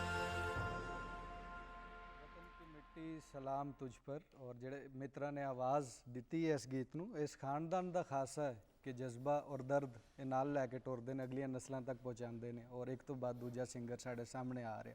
ਸੋ ਉਸੇ ਲੜੀ ਦੇ ਵਿੱਚੋਂ ਇਹ ਵੀ ਹੈਗੇ ਨੇ। ਅੱਛਾ ਡਾਕਟਰ ਹਾਮਿਦ ਖਾਨ ਸਾਹਿਬ, ਦਿਫਾਈ ਤੌਰ ਤੇ ਅਗਰ ਚੀਜ਼ਾਂ ਨੂੰ ਅਸੀਂ ਵੇਖੀਏ ਔਰ ਸਪੈਸੀਫਿਕਲੀ 65 ਦੀ ਜੰਗ ਨੂੰ ਵੇਖੀਏ ਤੇ ਕਿਹਾ ਜਾਂਦਾ ਚਵਿੰਡਾ ਦੇ ਮਹਾਜ਼ ਨੂੰ ਅਸੀਂ ਨਹੀਂ ਭੁੱਲ ਸਕਦੇ। BRB ਨਹਿਰ ਦੀ ਗੱਲ ਅਸੀਂ ਹਮੇਸ਼ਾ ਕਰਨੇ, ਮੇਜਰ ਅਜ਼ੀਜ਼ ਭੱਟੀ ਦੀ ਵੀ ਕਰਨੇ ਆ, ਲੇਕਿਨ ਚਵਿੰਡਾ ਮਹਾਜ਼ ਤੇ ਇੱਕ ਉਹਨਾਂ ਨੇ ਸਿਆਲਕੋਟ ਕੈਂਪੇਨ ਵੀ ਚਲਾਈ ਔਰ ਦੋ ਪਾਸਿਓਂ ਵੜਨ ਦੀ ਕੋਸ਼ਿਸ਼ ਵੀ ਕੀਤੀ। ਕਿਹਾ ਜਾਂਦਾ ਕਿ USSR ਔਰ ਜਰਮਨੀ ਵਰਲਡ ਵਾਰ 2 ਦੇ ਵਿੱਚ ਜਿਹੜੀ ਲੜੀ ਸੀ ਉਹ ਦੁਨੀਆ ਦੀ ਸਭ ਤੋਂ ਵੱਡੀ ਟੈਂਕਾਂ ਦੀ ਜੰਗ ਸੀ। ਉਸ ਤੋਂ ਬਾਅਦ ਸੈਕੰਡ ਲਾਰਜੈਸਟ 1-to-1 ਜਿਹੜੀ ਫਾਈਟ ਹੈ ਟੈਂਕਾਂ ਦੀ ਉਹ ਸਾਡੇ ਸਾਹਮਣੇ ਆਈ ਹੈ।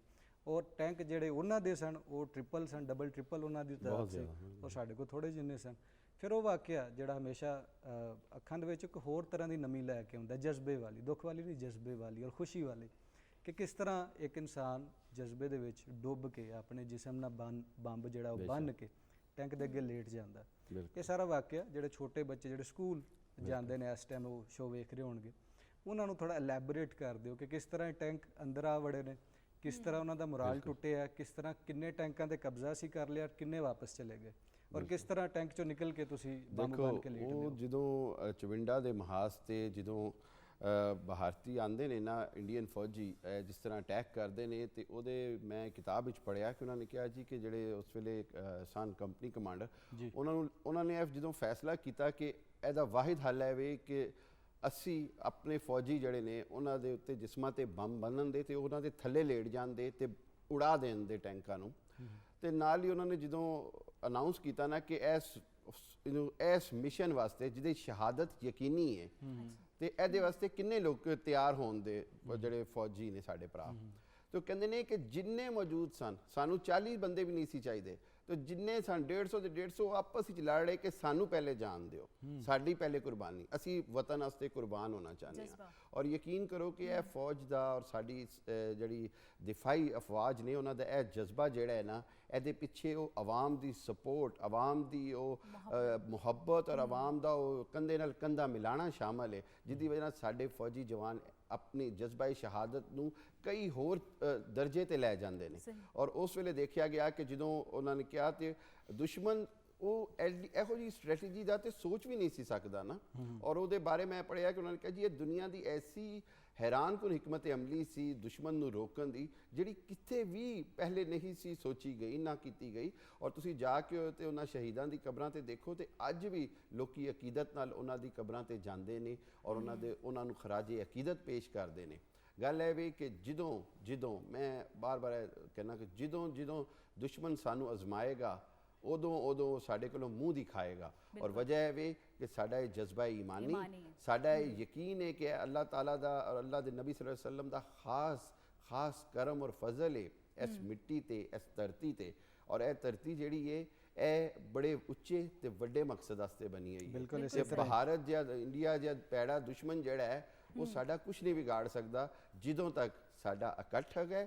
ਸਾਡੀਆਂ ਬਹਾਦਰ ਫੌਜਾਂ ਜਿਹੜੀਆਂ ਨੇ ਉਹ ਸਾਡੇ ਬਾਰਡਰਾਂ ਤੇ ਸਾਡੀ ਹਿਫਾਜ਼ਤ ਕਰ ਰਹੀਆਂ ਨੇ ਔਰ ਸਾਡੀਆਂ ਮਾਵਾਂ ਇਹੋ ਜਿਹੇ ਬੱਚਿਆਂ ਨੂੰ ਜਨ ਰਹੀਆਂ। ਬਿਲਕੁਲ ਇਸ ਤਰ੍ਹਾਂ। ਔਰ ਬੈਟਲ ਆਫ ਚਵਿੰਡਾ ਵੀ ਬੈਟਲ ਆਫ ਚਵਿੰਡਾ ਨੂੰ ਮੰਨਿਆ ਜਾਂਦਾ ਔਰ ਬਿਲਕੁਲ ਲੋਕੀ ਅੱਜ ਵੀ ਉਸ ਬੈਟਲ ਦਾ ਨਾਮ ਲੈਂਦੇ ਨੇ। ਪਹਿਲੇ ਕਿਤੇ ਵਰਲਡ ਵਾਰ ਦੇ ਵਿੱਚ ਜਾਪਾਨੀਆਂ ਨੇ ਆਪਣੇ ਜਿਹੜੇ ਜਹਾਜ਼ ਨੇ ਉਹ ਸਿੱਧੇ ਹੀ ਡੇਗ ਦਿੱਤੇ ਸਨ ਬਹਿਰੀ ਬੇੜਿਆਂ ਦੇ ਉੱਤੇ। ਉਹ ਇੱਕ ਉਹਨਾਂ ਦਾ ਹੈਗਾ ਸੀ ਔਰ ਉਹਦੇ ਵਿੱਚ ਵੀ ਜਿਹੜੇ ਸੀ ਸਿਰਫ 8 ਤੋਂ 10 ਜਹਾਜ਼ ਸਨ ਔਰ ਉਹਦੇ ਵਿੱਚ ਵੀ ਉਹ ਕਿਉਂਕਿ ਉਹਦਾ ਟਰੈਵਲ ਟਾਈਮ ਬਹੁਤ ਜ਼ਿਆਦਾ ਸੀ ਤੇ ਉਹਦੇ ਵਿੱਚ ਵਾਪਸੀ ਦਾ ਪੋਸੀਬਿਲਿਟੀ ਨਹੀਂ ਸੀ ਫਿਊਲ ਦੀ ਵਜ੍ਹਾ ਨਾਲ।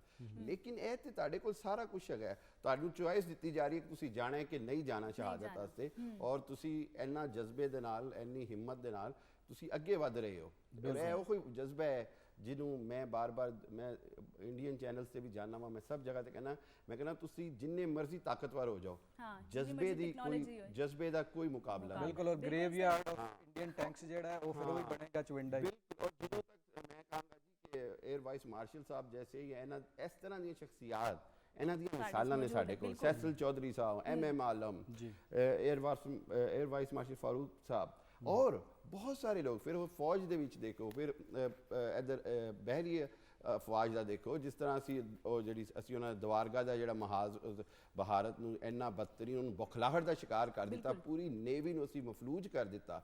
ਇਹ ਸਾਰੇ ਜਿਹੜੇ ਹੈਗੇ ਨੇ ਇਹ ਦੁਸ਼ਮਣ ਦੇ ਵਾਸਤੇ ਜਿਹੜੇ ਨੇ ਇਹ ਸਬਕ ਸਿੱਖਣ ਦੀਆਂ ਗੱਲਾਂ ਨੇ। ਔਰ ਤੁਸੀਂ ਸਹੀ ਕਿਹਾ ਕਿ ਇੰਡੀਆ ਨਹੀਂ, ਕੋਈ ਵੀ ਦੁਸ਼ਮਣ ਹੋਏ ਉਹਦੇ ਵਾਸਤੇ ਇਹ ਸਬਕ ਹੈ ਕਿ ਉਹ ਇਸ ਕੌਮ ਨਾਲ ਉਦੋਂ ਤੱਕ ਨਹੀਂ ਟਕਰਾਇਆ ਜਾਏਗਾ ਔਰ ਇਨਸ਼ਾਅੱਲਾ ਇਹ ਕੌਮ ਕਿਆਮਤ ਤੱਕ ਇਕੱਠੀ ਹੈ ਤੇ ਇਸ ਲਈ ਇਹਦੇ ਨਾਲ ਟਕਰਾਉਣ ਵਾਲਾ ਜਿਹੜਾ ਹੈ ਉਹ ਪਾਸ਼ ਹੋ ਜਾਏਗਾ। ਜੀ ਬਿਲਕੁਲ, ਤੇ ਉਹ ਮੂੰਹ ਦਿਖਾਏਗਾ। ਤੇ ਇੱਥੇ ਪ੍ਰੋਗਰਾਮ ਸਾਡਾ ਹਾਲੇ ਚੱਲਦਾ ਪਿਆ, ਲੇਕਿਨ ਇੱਥੇ ਵੇਲਾ ਹੋਇਆ ਇੱਕ ਨਿੱਕੀ ਜੀ ਬ੍ਰੇਕ ਦਾ। ਅਸੀਂ ਬ੍ਰੇਕ ਤੇ ਜਾਣੇ ਆ ਤੇ ਬ੍ਰੇਕ ਤੋਂ ਵਾਪਸ ਆਨੇ ਆ ਤੇ ਮਜ਼ੀਦ ਆ ਕੇ ਗੱਲਾਂ ਵੀ ਕਰਾਂਗੇ ਤੇ ਤੁਹਾਨੂੰ ਨਗਮੇ ਵੀ ਸੁਣਾਵਾਂਗੇ। ਰਹਿਣਾ ਸਾਡੇ ਨਾਲ।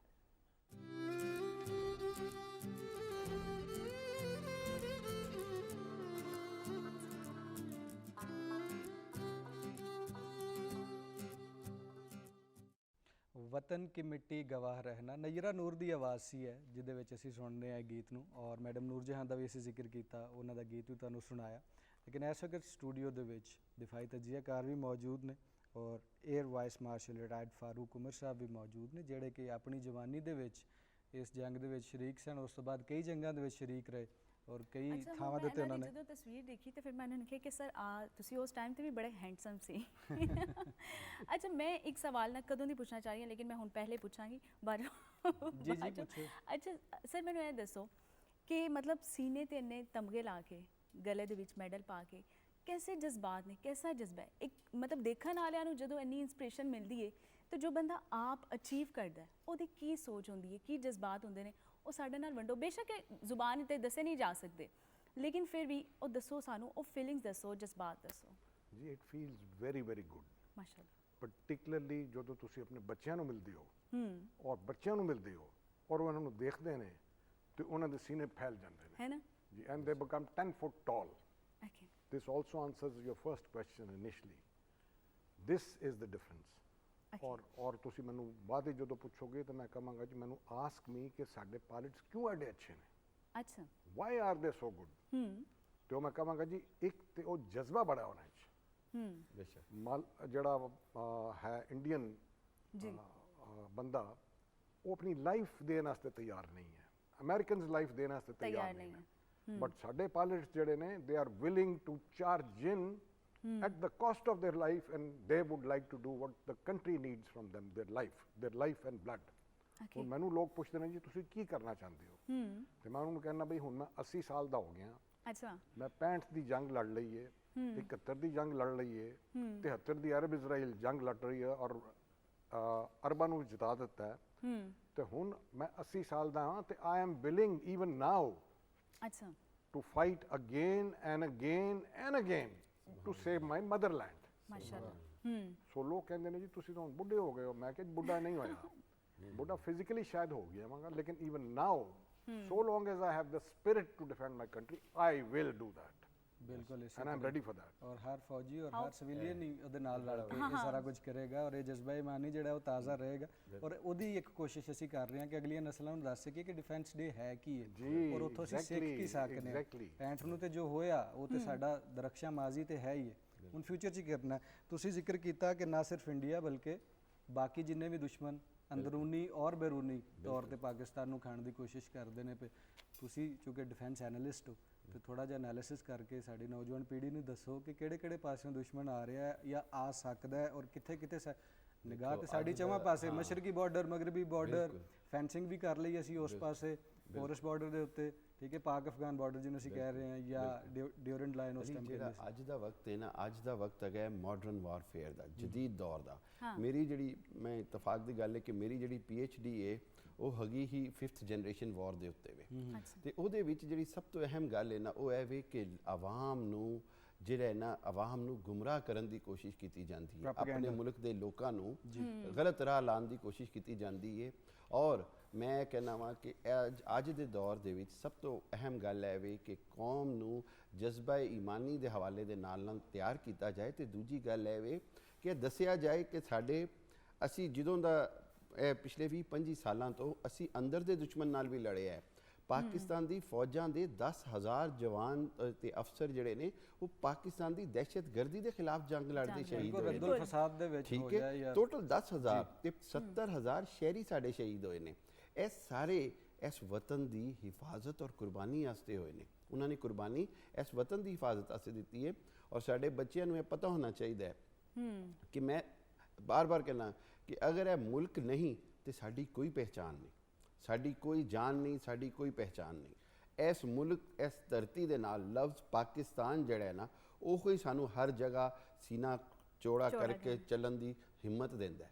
ਤੇ ਗੱਲ ਇਹ ਵੀ ਕਿ ਅਗਰ ਅੱਜ ਦੇ ਦੌਰ ਨੂੰ ਦੇਖਿਆ ਜਾਏ ਤੇ ਅੱਜ ਦੇ ਦੌਰ ਵਿੱਚ ਮੀਡੀਆ ਦੇ ਜ਼ਰੀਏ ਤੁਹਾਡੇ ਉੱਤੇ ਅਸਰਅੰਦਾਜ਼ ਹੋਣ ਦੀ ਕੋਸ਼ਿਸ਼ ਕੀਤੀ ਜਾਂਦੀ ਹੈ, ਤੁਹਾਡੀ ਸੋਚ ਬਦਲਣ ਦੀ, ਸੋਸ਼ਲ ਮੀਡੀਆ ਦੇ ਜ਼ਰੀਏ ਤੁਹਾਡੀ ਸੋਚ ਬਦਲਣ ਦੀ ਕੋਸ਼ਿਸ਼ ਕੀਤੀ ਜਾਂਦੀ ਹੈ, ਡਿਜੀਟਲ ਮੀਡੀਆ ਦੇ ਜ਼ਰੀਏ। ਉਸ ਤੋਂ ਬਾਅਦ ਮੁਖਤਲਿਫ ਅੰਦਾਜ਼ ਦੇ ਨਾਲ ਤੁਹਾਨੂੰ ਦੇਖਣਾ ਹੁੰਦਾ ਹੈ ਕਿ ਜਿਹੜਾ ਵੀ ਕੋਈ ਵੀ ਨਜ਼ਰੀਆਤੀ ਅਮਲ ਜਿਹੜਾ ਹੈ, ਅਗਰ ਉਹ ਮੁਲਕ ਦੀ ਬੁਨਿਆਦੀ ਜਿਹੜੀ ਅਸਾਸ ਹੈ ਅਗਰ ਉਹਦੇ ਖਿਲਾਫ ਹੈ ਤੇ ਸਮਝੋ ਕਿ ਉਹ ਤੁਹਾਡੇ ਨਾ ਤੁਹਾਡੇ ਵਾਸਤੇ ਅੱਛਾ ਹੈ ਨਾ ਤੁਹਾਡੇ ਮੁਲਕ ਵਾਸਤੇ ਅੱਛਾ ਅੱਛਾ ਹੈ। ਡਾਕਟਰ ਸਾਹਿਬ ਤੁਹਾਡੀ ਪੀਐਚਡੀ ਚੁੱਕੇ ਦੇ ਤੇ ਵੇ ਔਰ ਇਸੇ ਸਵਾਲ ਤੋਂ ਸਬ ਸੈਕਸ਼ਨ ਬਣਦਾ ਪਿਆ, ਮੈਂ ਚਾਹ ਰਿਹਾ ਉਹਨੂੰ ਥੋੜਾ ਨਾਲ ਫੌਰਨ ਇਲੈਬੋਰੇਟ ਕਰ ਦਿਓ ਤਾਂ ਕਿ ਅਸੀਂ ਅੱਗੇ ਵੱਧ ਸਕੀਏ। 5th ਜਨਰੇਸ਼ਨ ਵਾਰ ਦੇ ਵਿੱਚ ਪ੍ਰੋਪੇਗੈਂਡਾ ਇੱਕ ਟੂਲ ਹੈਗਾ ਜਿਹੜਾ ਕਿ ਸੋਸ਼ਲ ਮੀਡੀਆ ਜਾਂ ਕਿਸੇ ਪ੍ਰਿੰਟ ਮੀਡੀਆ ਦੇ ਜ਼ਰੀਏ ਜ਼ਹਿਨਸਾਜ਼ੀ ਕੀਤੀ ਜਾਂਦੀ ਹੈ। ਹੁਣ ਦੁਨੀਆ ਬਦਲ ਗਈ ਹੈ, ਹੁਣ ਜੰਗਾਂ ਵੀ ਬਦਲ ਗਈਆਂ ਨੇ, ਬਾਇਓਲੋਜੀਕਲ ਵਾਰ ਜਿਹੜੀ ਹੈ ਉਹਦੀ ਟਰਮ ਅਸੀਂ ਸੁਣਨੇ ਆ, ਆਰਟੀਫੀਸ਼ੀਅਲ ਇੰਟੈਲੀਜੈਂਸ ਦੇ ਬਾਰੇ ਅਸੀਂ ਜਾਣਨੇ ਆ, ਰੋਬੋਟਿਕਸ ਦੇ ਬਾਰੇ ਅਸੀਂ ਜਾਣਨੇ ਆ, ਬਿਲਕੁਲ ਨਾਈਟ ਵਿਜ਼ਨ ਕੈਮਰਾਜ਼ ਆ ਗਏ ਨੇ। ਪਹਿਲਾਂ ਤੇ ਹਨੇਰੇ 'ਚ ਉਹ ਦੁਸ਼ਮਣ ਵੜ ਆਇਆ ਸੀ, ਹਨੇਰਾ ਸੀ ਨਹੀਂ ਸੀ ਪਤਾ,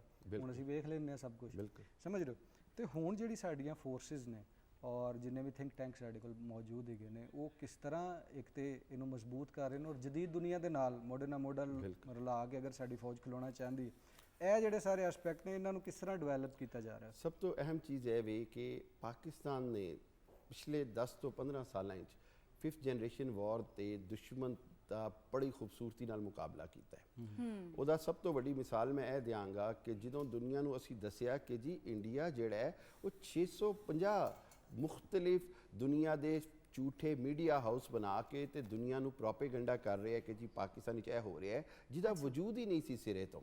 ਔਰ ਦੂਸਰੀ ਚੀਜ਼ ਇਹ ਵੇ ਕਿ ਪਾਕਿਸਤਾਨ ਦੇ ਵਿੱਚ ਜਿਸ ਤਰ੍ਹਾਂ ਤੁਸੀਂ ਕਹਿੰਦੇ ਆਰਟੀਫੀਸ਼ੀਅਲ ਇੰਟੈਲੀਜੈਂਸ ਔਰ ਦੂਸਰੇ ਜਿਹੜੇ ਜ਼ਰਾਏ ਜੰਗ ਨੇ ਉਹ ਮਕਬੂਲ ਹੋ ਰਹੇ ਨੇ, ਲੇਕਿਨ ਉਹਦੇ ਨਾਲ ਨਾਲ ਸਾਰੀ ਦੁਨੀਆ 'ਚ ਇੱਕ ਗੱਲ ਆ ਰਹੀ ਹੈ ਔਰ ਉਹ ਹੈਗੀ ਹੈ ਕਿ ਸਾਰੀ ਅਗਲੀ ਆਉਣੇ ਵਾਲੀ ਜੰਗ ਜਿਹੜੀ ਹੈ ਉਹ ਸਪੇਸ ਦੀ ਜੰਗ ਹੈ, ਹਵਾ ਦੀ ਜੰਗ ਹੈ। ਯਾਨੀ 에ਅਰ ਡਿਫੈਂਸ ਤੁਹਾਡਾ ਜਿੰਨਾ ਮਜ਼ਬੂਤ ਹੋਏਗਾ, ਚਾਹੇ ਉਹ ਮਿਜ਼ਾਈਲ ਟੈਕਨੋਲੋਜੀ ਦੇ ਹਵਾਲੇ ਨਾਲ ਹੋਏ, ਸਟੈਲਥ ਟੈਕਨੋਲੋਜੀ ਯਾਨੀ ਛੁਪ ਕੇ ਨਾ ਨਜ਼ਰ ਆਉਣ ਵਾਲੇ ਜਹਾਜ਼ਾਂ ਦੇ ਹਵਾਲੇ ਨਾਲ ਹੋਵੇ ਜਾਂ ਮਿਜ਼ਾਈਲਾਂ ਦੇ ਹਵਾਲੇ ਨਾਲ ਹੋਵੇ ਟੈਕਨੋਲੋਜੀ ਆ ਜਾਂ ਡਰੋਨ ਟੈਕਨੋਲੋਜੀ ਦੇ ਨਾਲ ਹੋਵੇ, ਇਹ ਸਾਰੀਆਂ ਚੀਜ਼ਾਂ ਜਿਹੜੀਆਂ ਨੇ ਨਾ ਪਾਕਿਸਤਾਨ ਦੀ ਮੈਂ ਕਹਾਂਗਾ ਖੁਸ਼ਕਿਸਮਤੀ ਰਹੀ ਹੈ ਕਿ ਪਾਕਿਸਤਾਨ ਦੇ ਸਾਇੰਸਦਾਨਾਂ ਨੇ, ਪਾਕਿਸਤਾਨ ਦੇ ਅਫਸਰਾਂ ਨੇ, ਪਾਕਿਸਤਾਨ ਦੀ ਹਕੂਮਤਾਂ ਨੇ, ਪਾਕਿਸਤਾਨ ਦੀ ਜਿਹੜੀ ਸਟੈਬਲਿਸ਼ਮੈਂਟ ਹੈ ਸਭ ਨੇ ਇੱਕ ਇਕੱਠ ਰੱਖਿਆ ਔਰ ਉਹ ਹੈ ਕਿ ਮੁਲਕ ਦੇ ਦਿਫਾ ਦੇ ਉੱਤੇ ਕੋਈ ਕੰਪਰੋਮਾਈਜ਼ ਨਹੀਂ ਕਰਨਾ। ਔਰ ਅੱਲਾ ਦਾ ਸ਼ੁਕਰ ਹੈ ਕਿ ਅਗਰ ਅਸੀਂ ਅੱਜ ਜਿਹਨੂੰ ਅੰਗਰੇਜ਼ੀ 'ਚ ਲਫ਼ਜ਼ ਡੈਟਰੈਂਸ ਕਹੀਦਾ, ਅਗਰ ਅਸੀਂ ਅੱਜ ਐਟਮੀ ਤਾਕਤ ਹਾਂ, ਨਿਊਕਲੀਅਰ ਤਾਕਤ ਹਾਂ, ਤੇ ਉਹ ਦੁਸ਼ਮਣ ਵਾਸਤੇ ਬਹੁਤ ਖਤਰਨਾਕ ਚੀਜ਼ ਹੈ। ਦੁਸ਼ਮਣ ਸਾਡੇ ਤੇ ਹਮਲਾ ਕਰਨ ਦੀ ਜੁਰਤ ਨਹੀਂ ਕਰ ਪਾਉਂਦਾ, ਇਸ ਲਈ ਕਿ ਅਸੀਂ ਦੁਸ਼ਮਣ ਨੂੰ ਹਰ ਤਰ੍ਹਾਂ ਜਵਾਬ ਦੇ ਸਕਦੇ ਹਾਂ। ਸਾਡੇ JF ਥੰਡਰ 17 ਹੋਣ ਜਾਂ ਸਾਡੇ ਕਰੂਜ਼ ਮਿਜ਼ਾਈਲ ਹੋਣ, ਹਰ ਤਰ੍ਹਾਂ ਅਸੀਂ ਇਸ ਦੁਸ਼ਮਣ ਨੂੰ ਮੁਕਾਬਲੇ ਵਾਸਤੇ ਤੇ ਦੁਸ਼ਮਣ ਨਾਲ ਨਿਬੜਨ ਵਾਸਤੇ ਤਿਆਰ ਹੈਗੇ ਹਾਂ। ਬਿਲਕੁਲ। ਅੱਛਾ ਸਰ, ਇਹ ਸਵਾਲ ਜਵਾਬ ਦੇ ਵਿੱਚ ਤੁਸੀਂ ਇੱਕ ਗੱਲ ਕੀਤੀ ਸੀ ਕਿ ਉਸ ਟਾਈਮ ਤੇ ਜਿਹੜਾ ਮੀਡੀਆ ਹੈ ਉਹ ਹਾਲਾਂਕਿ ਇੰਨਾ ਜਦੀਦ ਨਹੀਂ ਸੀ ਤੇ ਅੱਜ ਇੱਕ ਜਿਹੜੀ ਨਾ ਫਿਜ਼ਾ ਕਾਇਮ ਕੀਤੀ ਜਾਂਦੀ ਹੈ, ਇੱਕ ਨਫ਼ਰਤ ਦੀ ਹਵਾ। ਤੁਸੀਂ ਮੈਨੂੰ ਇਹ ਦੱਸੋ ਕਿ ਉਸ ਟਾਈਮ ਦੇ ਮੀਡੀਆ ਦਾ ਕੀ ਕਿਰਦਾਰ ਸੀ 1965 ਦੀ ਜਦੋਂ ਜੰਗ ਸੀ, ਕੀ ਕਿਰਦਾਰ ਸੀ ਤੇ ਅੱਜ ਅਸੀਂ ਕਿਸ ਤਰ੍ਹਾਂ ਇਹਨੂੰ ਪੋਜ਼ਿਟਿਵ ਵੇ ਨਾਲ ਐਵੇਂ ਮਾਲਮ ਦੇ ਜਹਾਜ਼ ਦੀ ਤਰ੍ਹਾਂ ਕੁਇਕਲੀ ਫਾਇਰ ਕਰ ਦੇਣਾ? ਦੇਖੋ ਦੋ ਚੀਜ਼ਾਂ ਨੇ ਉਸ ਵੇਲੇ, ਸਿਰਫ ਮੀਡੀਆ ਦੇ ਦੋ ਸੋਰਸਿਸ ਸਨ। ਨਵਾਂ ਸਾਡਾ PTV ਬਣਿਆ ਔਰ ਰੇਡੀਓ ਬਾਕਸ। ਔਰ ਮੈਡਮ ਮਲਕਾ ਤਰਨਮ ਨੂਰ ਜਾਨ ਨੇ ਉਹ ਕਹਿੰਦੀਆਂ ਨੇ ਕਿ ਜਿਸ ਤਰ੍ਹਾਂ ਮੈਂ ਮਹਾਜ਼ਾਂ ਤੇ ਜਾ ਕੇ ਤੇ ਆਪਣੇ ਫੌਜੀਆਂ ਦਾ ਲਹੂ ਗਰਮਾਂਦੀ ਸਾਂ, ਉਹ ਇਨਸਪਾਇਰੇਸ਼ਨ ਸੀ, ਉਹ ਸਭ ਤੋਂ ਵੱਡਾ ਸੋਰਸ ਸੀ। ਔਰ ਸਭ ਤੋਂ ਵੱਡੀ ਗੱਲ ਹੈ ਕਿ ਉਸ ਵੇਲੇ ਸਾਡੇ ਅਖਬਾਰਾਤ ਨੇ ਔਰ ਰੇਡੀਓ ਨੇ ਔਰ ਮੀਡੀਆ ਨੇ ਆਵਾਮ ਨੂੰ ਨਾ ਸਿਰਫ ਬਾਖਬਰ ਰੱਖਿਆ ਬਲਕਿ ਉਹਨਾਂ ਦੇ ਜਜ਼ਬੇ ਨੂੰ ਮਜ਼ੀਦ ਵਧਾਇਆ। ਬਿਲਕੁਲ ਇਸੇ ਤਰ੍ਹਾਂ ਹੀ ਹੈ ਔਰ ਬਹੁਤ ਸ਼ੁਕਰੀਆ। ਗੱਲਾਂ ਤੇ ਢੇਰ ਸਾਰੀਆਂ ਕਰਨ ਵਾਲੀਆਂ ਸਨ, ਲੇਕਿਨ ਉਹ ਟਾਈਮ ਦੀ ਪਾਬੰਦੀ ਫੌਜ ਵੀ ਸਿਖਾਉਂਦੀ ਹੈ ਔਰ ਥੋੜਾ ਜਿਹਾ ਮੀਡੀਆ ਵੀ ਸਿਖਾ ਦਿੰਦਾ ਕਿ ਉਤੋਂ ਸਾਡੇ ਸਾਥੀ ਕਹਿ ਰਹੇ ਨੇ ਕਿ ਟਾਈਮ ਦੀ ਥੋੜੀ ਕਿੱਲਤ ਹੋ ਗਈ ਹੈ, ਤਾਂ ਹੁਣ ਅਸੀਂ ਅੱਗੇ ਵਧਦੇ ਹਾਂ। ਬਹੁਤ ਸ਼ੁਕਰੀਆ ਕਿ air vice martial retired Farooq ਉਮਰ ਸਾਹਿਬ, ਤੁਹਾਡਾ ਬਹੁਤ ਜ਼ਿਆਦਾ ਸ਼ੁਕਰੀਆ ਕਿ ਤੁਸੀਂ ਆਏ ਔਰ ਤੁਸੀਂ ਆਪਣੀ ਅੱਖ ਦੇ ਨਾਲ ਸਾਨੂੰ ਸਾਰੀ ਜੰਗ ਵੀ ਦੱਸੀ ਔਰ ਆਪਣੇ ਸਾਥੀਆਂ ਦੇ ਨਾਮ ਵੀ ਲਏ। ਮੈਂ ਥੋੜਾ ਜਿਹਾ ਹੋਰ ਦੱਸਣਾ ਚਾਹੁੰਦਾ ਜੀ, ਜ਼ਰਾ ਜਲਦੀ ਕੁਇਕਲੀ ਜ਼ਰਾ ਦੱਸ ਦਿਓ। ਉਹ ਪਹਿਲੇ ਦਿਨ ਮੈਂ ਕਸ਼ਮੀਰ ਦੀ ਪਹਾੜੀਆਂ ਤੇ ਕਸ਼ਮੀਰ ਦੇ ਬਾਰਡਰ ਤੇ ਕੰਬੈਟ 에ਅਰ ਪੈਟਰੋਲ ਕਰ ਰਿਹਾ ਸੀ ਜੀ। ਅੱਛਾ। ਕਿ ਮੈਨੂੰ ਕੋਈ ਇੰਡੀਆ ਦਾ ਜਹਾਜ਼ ਨਜ਼ਰ ਆਏ ਤੇ ਮੈਂ ਉਹਨੂੰ ਮਾਰ ਗਿਰਾਵਾਂ। ਠੀਕ ਹੈ। ਔਰ ਮੈਂ ਸਟਾਰ ਫਾਈਟਰ F-104 ਉਡਾ ਰਿਹਾ ਸਾਂ। ਠੀਕ।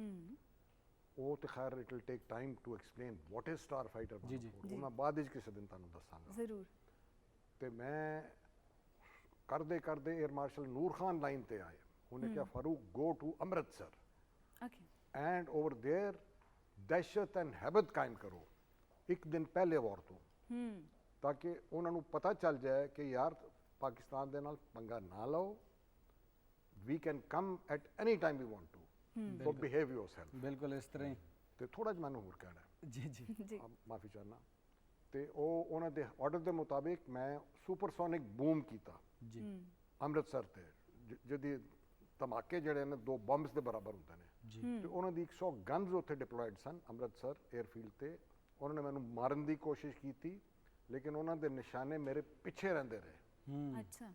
ਮੈਂ ਉਹ ਜਦੋਂ ਕਰ ਚੁੱਕਾ ਤੇ ਨੂਰ ਖਾਨ ਨੇ ਮੈਨੂੰ ਪੁੱਛਿਆ ਕਿ ਜੀ ਹੈਜ਼ ਦ ਮਿਸ਼ਨ ਬੀਨ ਅਕੰਪਲਿਸ਼ਡ ਤੇ ਮੈਂ ਛਾਤੀ ਕੱਢੀ 24 ਸਾਲ ਦਾ ਮੈਂ ਜਵਾਨ ਸਾਂ ਮੈਂ ਕਿਹਾ yes sir mission accomplished he said well done but it's not enough you do it again okay so I said order is order I'll do it again ਜੀ I didn't know the consequences ਉਹ ਮੈਂ ਤੁਹਾਨੂੰ ਜਲਦੀ ਨਾਲ explain ਕਰ ਦਿੰਦਾ ਜੀ very quickly ਜੀ, ਜੀ। ਜਦੋਂ ਮੈਂ ਮੁੜ ਕੇ ਦੇਖਿਆ ਸੈਕੰਡ ਅਟੈਕ ਵਾਸਤੇ I turned 150 left 90 right to come again to Amritsar ਤੇ ਮੈਂ ਪਿੱਛੇ ਦੇਖਿਆ ਤੇ ਆਸਮਾਨ ਸੁਰਖ ਸੀ ਲਾਲ ਲਾਲ ਗੋਲੀਆਂ ਦੇ ਨਾਲ ਤੋਪ ਦੇ ਗੋਲੀਆਂ ਨਾਲ ਪਹਿਲੇ ਤੇ ਕੁਝ ਵੀ ਨਹੀਂ ਸੀ ਤੇ I looked at that and I said ਦਿਲ ਵਿੱਚ ਕਿ ਯਾਰ ਇਹਦੇ ਚੋਂ ਤੇ ਚਿੜੀ ਵੀ ਨਹੀਂ ਲੰਘ ਸਕੇਗੀ ਤੇ ਮੈਂ ਕਿਸ ਤਰ੍ਹਾਂ ਲੰਘਾਂਗਾ I said nevertheless जिसे अल्लाह रखे उसे कौन चखे चखे। तुम जाओ so I jumped into it and that छतरी of big golas ਉਹ ਲੇਜ਼ਰ ਦੀ ਤਰ੍ਹਾਂ ਆਉਂਦੇ ਸਨ ਕੋਈ ਉੱਤੋਂ ਕੋਈ ਥੱਲਿਓਂ ਕੋਈ ਪਿੱਛੋਂ ਉੱਤੋਂ ਗੁਜ਼ਰ ਜਾਂਦੇ ਸਨ ਲੇਕਿਨ ਮੈਨੂੰ ਕਿਸੇ ਨੇ ਟੱਚ ਨਹੀਂ ਕੀਤਾ ਬਹੁਤ ਖੂਬਸੂਰਤ ਬਹੁਤ ਵਧੀਆ ਗੱਲ ਹੈ ਸਰ ਔਰ ਅਸੀਂ ਵੀ ਮਾਜ਼ਰਤ ਚਾਹੁੰਦੇ ਹਾਂ ਕਿ ਅਸੀਂ ਇਹ ਕਹਾਣੀ ਪੂਰੀ ਸੁਣਨਾ ਚਾਹ ਰਹੇ ਹਾਂ ਔਰ ਹੋਰ ਕਹਾਣੀਆਂ ਵੀ ਲੇਕਿਨ ਸੁਣਨਾ ਜਿਹਨੇ ਚਾਹ ਰਹੇ ਸੁਣੀ ਹਾਂ ਉਹ ਵੀ ਇੱਕ ਔਰ ਉਹਨੇ ਵੀ ਅਗਲੇ ਜਜ਼ਬਾ ਕਿਸੇ ਇਮਾਨੀ ਪ੍ਰੋਗਰਾਮ ਪੈਦਾ ਵਿੱਚ ਕਰਤਾ ਸਰ ਹੈ ਤੁਹਾਨੂੰ ਜ਼ਰੂਰ ਅਸੀਂ ਦਾਵਤ ਦੇਣੀ ਹੈ ਔਰ ਤੁਸੀਂ ਜ਼ਰੂਰ ਟਾਈਮ ਕੱਢਣਾ ਔਰ ਆਉਣਾ ਔਰ ਅਸੀਂ ਮਜ਼ੀਦ ਗੁਫ਼ਤਗੂ ਐਸੇ ਹਵਾਲੇ ਨਾਲ ਕਰਾਂਗੇ। ਐਸੇ ਹਵਾਲੇ ਨਾਲ ਕਰਾਂਗੇ with great pleasure ਬਹੁਤ ਸ਼ੁਕਰੀਆ ਬਹੁਤ ਮਿਹਰਬਾਨੀ ਥੈਂਕ ਯੂ ਫॉर ਕਮਿੰਗ ਔਰ ਤੁਹਾਡਾ ਵੀ ਬਹੁਤ ਜ਼ਿਆਦਾ ਸ਼ੁਕਰੀਆ ਜਜ਼ਬਾ ਇਮਾਨੀ ਜਗਾਉਣ ਦਾ ਸਾਡੇ ਦਿਲਾਂ ਦੇ ਵਿੱਚ ਇੱਕ ਦਫਾ ਫਿਰ ਤੁਹਾਨੂੰ ਵੀ ਦਾਵਤ ਦੇਣ ਦੀ ਕੋਸ਼ਿਸ਼ ਕਰਾਂਗੇ ਬਹੁਤ ਮਿਹਰਬਾਨੀ ਬਹੁਤ ਸ਼ੁਕਰੀਆ ਜੀ ਨਾਜ਼ਰੀਨ ਵੇਲੇ ਦੀ ਘਾਟ ਜਿਵੇਂ ਪਹਿਲੇ ਜ਼ਿਕਰ ਕੀਤਾ ਹੈ ਹੁਣ ਨਿੱਕੀ ਜੀ ਬ੍ਰੇਕ ਵਾਲ ਅਸੀਂ ਵਧਣਾ ਬ੍ਰੇਕ ਤੋਂ ਮੁੜ ਕੇ ਵਾਪਸ ਆਵਾਂਗੇ ਰਹਿਣਾ ਸਾਡੇ ਨਾਲ ਹੈ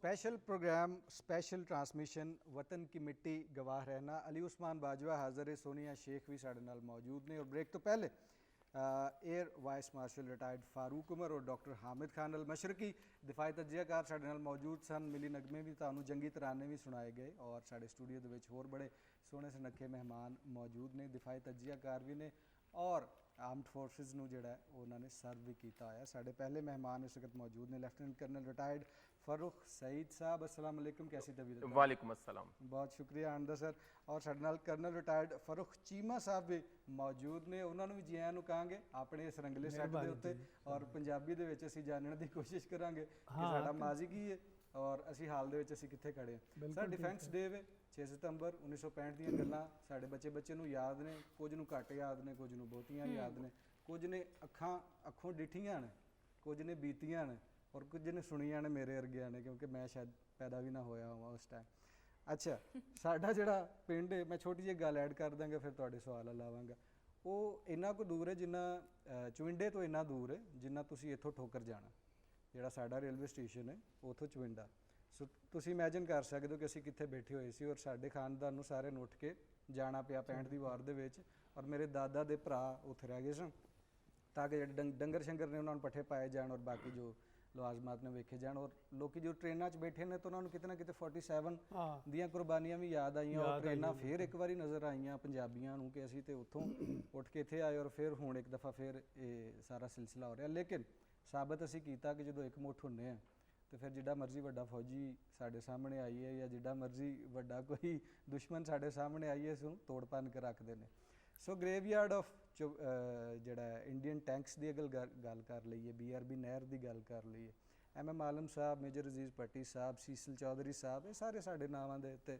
ਜਿਹੜੇ ਜ਼ਿਹਨਾਂ ਦੇ ਵਿੱਚ ਨੇ ਉਹ ਫਿਕਸ ਹੈਗੇ ਨੇ ਕੌਮੀ ਹੀਰੋ ਨੇ ਜੀ ਯਾਦ ਕੌਮੀ ਹੀਰੋ ਨੇ ਬਿਲਕੁਲ MM ਆਲਮ ਸਾਹਿਬ ਦੇ ਨਾਂ ਦੇ ਉੱਤੇ ਬੱਚੇ ਉੱਥੇ ਜਾ ਕੇ ਰੋਟੀ ਛੋਟੀ ਖਾ ਲੈਂਦੇ ਨੇ ਲੇਕਿਨ ਥੋੜਾ ਘੱਟ ਜਾਣਦੇ ਨੇ ਕਿ ਰੋਡ ਕਿਹੜੇ ਬੰਦੇ ਦੇ ਨਾਂ ਤੇ ਔਰ ਕਿਉਂ ਉਹਦੇ ਨਾਂ ਦੇ ਉੱਤੇ ਹੈਗੀ ਹੈ ਕਿ 에ਅਰ ਫੋਰਸ ਜਿਹੜੀ ਉਹਨੇ ਕੀ ਕਾਰਹਾਏ ਨੁਮਾਇਆ ਸਰ ਅੰਜਾਮ ਦਿੱਤੇ ਸਨ ਸਰ ਉਹ ਸਵਾਲ ਪਹਿਲੇ ਜਿਹੜੇ ਸਾਡੇ ਗੈਸਟ ਉਹਨਾਂ ਕੋਲ ਵੀ ਅਸੀਂ ਪੁੱਛਿਆ ਕਿ ਥੋੜੀ ਨੌਮਲੂਦ ਜਿਹੀ ਕੌਮ ਸੀ 65 ਦੇ ਵਿੱਚ ਕਿਉਂਕਿ 47 'ਚ ਤੁਸੀਂ ਆਜ਼ਾਦ ਹੋ ਰਹੇ ਹੋ 65 ਤੱਕ ਬਹੁਤ ਜ਼ਿਆਦਾ ਸਾਲ ਨਹੀਂ ਬਣਦੇ ਤੇ ਸਾਡੇ ਇਦਾਰੇ ਜਿਹੜੇ ਨੇ ਹਲੇ ਪੈਰਾਂ ਤੇ ਖਲੋ ਰਹੇ ਸਨ ਇਕਤਸਾਦੀ ਤੌਰ ਤੇ ਵੀ ਬਾਕੀ ਸਿਲਸਿਲੇ ਔਰ ਇੱਕਦਮ ਵਾਰ ਜਿਹੜੀ ਮੁਸੱਲਤ ਕਰ ਦਿੱਤੀ ਜਾਂਦੀ ਹੈ ਹਨੇਰੇ ਦੇ ਵਿੱਚ ਮਾਜ਼ੀ ਦੇ ਵਿੱਚ ਕਿਸੇ ਹੋਰ ਕੌਮ ਜਿਹੜੀ ਹੈ ਕਿਸੇ ਹੋਰ ਫੌਜ ਦੇ ਉੱਤੇ ਇਸ ਤਰ੍ਹਾਂ ਦਾ ਮੌਕਾ ਆਇਆ ਔਰ ਉਹਨੇ ਡਿਫੈਂਡ ਕੀਤਾ ਸਾਨੂੰ ਕੋਈ ਇਸ ਤਰ੍ਹਾਂ ਦਾ ਮਿਸਾਲ ਮਿਲਦੀ ਹੈ ਕਿ ਅਸੀਂ ਇਕੱਲੇ ਹੀ ਹਾਂ ਪੂਰੀ ਦੁਨੀਆ ਦੀ ਤਾਰੀਖ ਦੇ ਵਿੱਚ ਸਾਡੀ ਆਪਣੀ ਮਿਸਾਲ ਬਤੇਰੀ ਜੇ ਜਿਸ ਵੇਲੇ ਪਾਕਿਸਤਾਨ ਬਣਿਆ ਹੈ ਜੀ ਅਜੇ ਸਾਡੇ ਦਰਿਆ ਜਿਹੜੇ ਸਨ ਉਹ ਲਾਸ਼ਾਂ ਨਾਲ ਭਰੇ ਸਨ ਜੀ ਲਹੂ ਦਾ ਰੰਗ ਤੇ ਸੀ ਵਿੱਚ ਖੂਨੋ ਖੂਨ ਹੋਏ ਸਨ ਜੀ ਤੇ ਉਧਰੋਂ ਉਹਨਾਂ ਨੇ ਹਮਲਾ ਨਹੀਂ ਸੀ ਕਸ਼ਮੀਰ ਤੇ ਕਰ ਦਿੱਤਾ। ਜੀ 48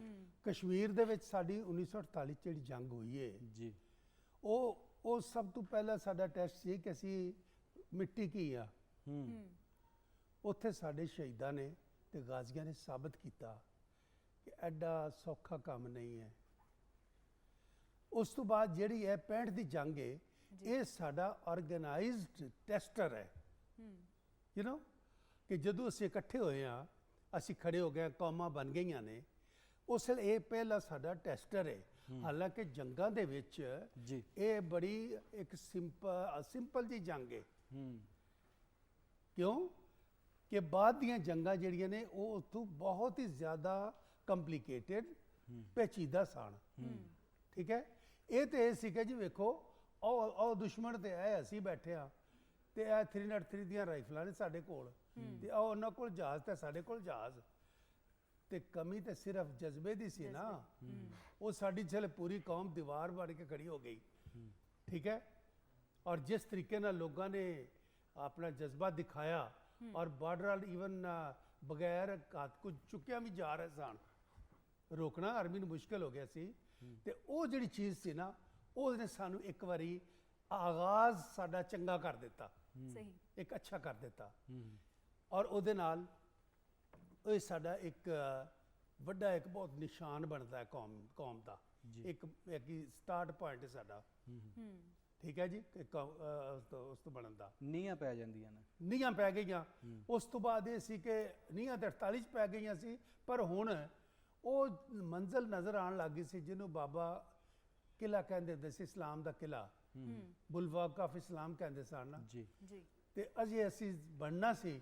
ਅਸੀਂ ਅਜੇ ਉਸ ਰਸਤੇ ਸਾਂ ਕਿ ਜਿੱਥੇ ਕੁਰਾਨ ਦੇ ਮੁਤਾਬਿਕ ਬੁਨਿਆਨ ਮਰਸੂਸ ਕਹਿੰਦੇ ਨੇ, ਅਸੀਂ ਉਸ ਤਰਫ ਜਾਣਾ ਸੀ। ਅਜੇ ਦਰਮਿਆਨ ਹੀ ਸਾਡਾ ਇਹ ਇੱਕ ਟੈਸਟਰ ਆਇਆ ਜਿਹਨੇ ਸਾਨੂੰ ਤਿਆਰ ਕੀਤਾ। ਇਹਦੇ ਵਿੱਚ ਬਹੁਤ ਸਾਰੀਆਂ ਚੀਜ਼ਾਂ ਆਈਆਂ ਨੇ ਕਿ ਜੀ ਬਾਅਦ ਵਿੱਚ ਫਿਰ ਨੈਕਸਟ ਜੰਗ 'ਚ ਕੀ ਹੋਇਆ। ਇਸ ਜੰਗ ਦੇ ਵਿੱਚ ਪਹਿਲੇ ਤਾਂ ਮੈਂ ਇੱਥੇ ਤੁਹਾਨੂੰ ਦੱਸਾਂ ਕਿ ਆਪਣੇ ਤੋਂ 6-7 ਗੁਣਾ ਵੱਡੇ ਦੁਸ਼ਮਣ ਨੂੰ ਰੋਕ ਲੈਣਾ ਹੀ 6-7 ਗੁਣਾ ਫਤਹ ਹੁੰਦੀ ਹੈ। 17 ਦਿਨ ਤੱਕ। ਠੀਕ ਹੈ ਨਾ ਇਹਨਾਂ ਜੀ, ਤੇ ਰਾਸ਼ਨ ਐਮੀਨੇਸ਼ਨ ਸਾਡੇ ਹਾਂ ਕੋਲ ਜੀ ਨਾ, ਸ਼ਾਇਦ ਉਹਨਾਂ ਨਹੀਂ ਨੇ ਉਡਾ ਦਿੱਤਾ ਨਾ ਜੀ, ਰੋਕ ਲਿਆ। ਹਾਂ ਮਕਸਦ ਇਹ ਕਿ ਜੇ ਉਹਨਾਂ ਨੂੰ ਨਾਕਾਮ ਤੁਸੀਂ ਆਪਣੇ ਦੁਸ਼ਮਣ ਨੂੰ 7 ਗੁਣਾ ਵੱਡੇ ਦੁਸ਼ਮਣ ਨੂੰ ਜੇ ਤੁਸੀਂ ਨਾਕਾਮ ਕਰ ਲੈਂਦੇ ਹੋ, ਜੀ ਠੀਕ ਹੈ, ਤੇ ਫਿਰ ਕੋਈ ਇਹ ਨਾ ਕਵੇ ਕਿ ਕੋਈ ਜੰਗ 'ਚ ਕੁਝ ਸ਼ੱਕ ਰਹਿ ਗਿਆ ਸੀ। ਔਰ ਅਸੀਂ ਤਾਂ ਉਹਨਾਂ ਦੇ ਘਰ ਵੀ ਗਏ ਸਾਂ, ਮਾਰਿਆ ਸੀ ਉਹਨਾਂ ਦੇ ਘਰਾਂ 'ਚ ਜਾ ਕੇ। ਬਿਲਕੁਲ ਇਸੇ ਤਰ੍ਹਾਂ ਹੀ। ਇਸ ਵਾਸਤੇ ਕਰਕੇ ਉਹ ਜੰਗ ਅਸੀਂ ਜਿੱਤੀ। ਦੁਸ਼ਮਣ ਦੇ ਨਾਲ, ਦੁਸ਼ਮਣ ਨੂੰ ਮਕਾਰ ਲੋਕ ਕਹਿੰਦੇ ਨੇ, ਮੈਂ ਕਹਿੰਦਾ ਕਿ ਦੁਸ਼ਮਣ ਹੁੰਦਾ ਹੀ ਮਕਾਰ ਹੈ। ਮੱਕਾਰ ਦੁਸ਼ਮਣ ਬਿਲਕੁਲ ਠੀਕ ਹੈ, ਉਹ ਤਾਂ ਦੁਸ਼ਮਣ ਹੈ ਨਾ, ਹਾਂ, ਮਕਾਰੀ ਨਹੀਂ ਕਰੇਗਾ ਤਾਂ ਕੀ ਕਰੇਗਾ ਤੁਹਾਡੇ ਨਾਲ। ਹਾਂ ਉਹਨਾਂ ਨੇ ਜ਼ਿਆਦਾ ਕੰਸੈਂਟਰੇਸ਼ਨ ਉਧਰ ਕੀਤੀ, ਅੱਛਾ ਮਸ਼ਰਕੀ ਮਹਾਜ਼ ਤੇ। ਜੀ ਉਹਦਾ ਕਿੱਸਾ ਲੰਮਾ ਹੈ, 1948 ਤੋਂ ਸ਼ੁਰੂ ਹੁੰਦਾ ਹੈ। ਮੈਂ ਸਰ, ਇਹਨੂੰ ਅਸੀਂ ਸਟੈਪ ਵਾਈਜ਼ ਕਰਨੇ ਆ ਥੋੜੀ ਦੇਰ ਨੂੰ, ਜਾਂ। ਔਰ ਫਰਕ ਸਹੀ ਸਾਹਿਬ ਸਾਡੇ ਨਾਲ ਮੌਜੂਦ ਨੇ, ਉਹਨਾਂ ਨਾਲ ਵੀ ਅਸੀਂ ਗੁਫ਼ਤਗੂ ਦਾ ਆਗਾਜ਼ ਕਰਨੇ, ਲੇਕਿਨ ਮੈਂ ਤੁਹਾਡੇ ਦੋਵਾਂ ਦੀ ਇਜਾਜ਼ਤ ਨਾਲ ਇੱਕ ਮਿਊਜ਼ੀਕਲ ਬ੍ਰੇਕ ਜੀ ਬਣਾਉਣ ਲੱਗਾ ਪ੍ਰੋਗਰਾਮ ਦੇ ਵਿੱਚ, ਬੜੀ ਜੇ ਚੰਗੀ ਗੱਲ ਇਜਾਜ਼ਤ ਹੈ। ਦਿਓ, ਔਰ ਜਿਹੜਾ ਜਜ਼ਬਾ ਇਮਾਨੀ ਉਹਨੂੰ ਤਾਜ਼ਾ ਕਰਨੇ, ਕਰ ਲੈਣਾ। ਹੁਣ ਗਰਮ ਕਰਨੇ। ਸਾਡੇ ਨਾਲ ਇਸ ਵਕਤ ਸਟੂਡੀਓ ਵਿੱਚ ਫਲਕ ਇਜਾਜ਼ ਮੌਜੂਦ ਨੇ, ਫੀਮੇਲ ਬਹੁਤ ਖੂਬਸੂਰਤ ਸਿੰਗਰ ਮੌਜੂਦ ਹੈਗੀਆਂ ਨੇ ਔਰ ਬਿਲਕੁਲ ਤਿਆਰ ਨੇ ਆਪਣੇ ਮਹਾਜ਼ ਤੇ, ਉਹਨਾਂ ਦਾ ਮਹਾਜ਼ ਗਾਇਕੀ ਉੱਥੇ ਖੜੀਆਂ ਹੋਈਆਂ ਨੇ। ਲਓ ਫਿਰ ਇਹ ਗੀਤ ਸੁਣਨੇ ਆ, ਇਹ ਮਿਲੀ ਨਗਮਾ ਸੁਣਨੇ ਆ, ਇਹ ਜੰਗੀ ਤਰਾਨਾ ਸੁਣਨੇ ਆ, ਤੇ ਫਿਰ ਅਸੀਂ ਗੁਫ਼ਤਗੂ ਦਾ ਜਿਹੜਾ ਸਿਲਸਿਲਾ ਇੱਥੋਂ ਜੋੜਾਂਗੇ ਜੀ।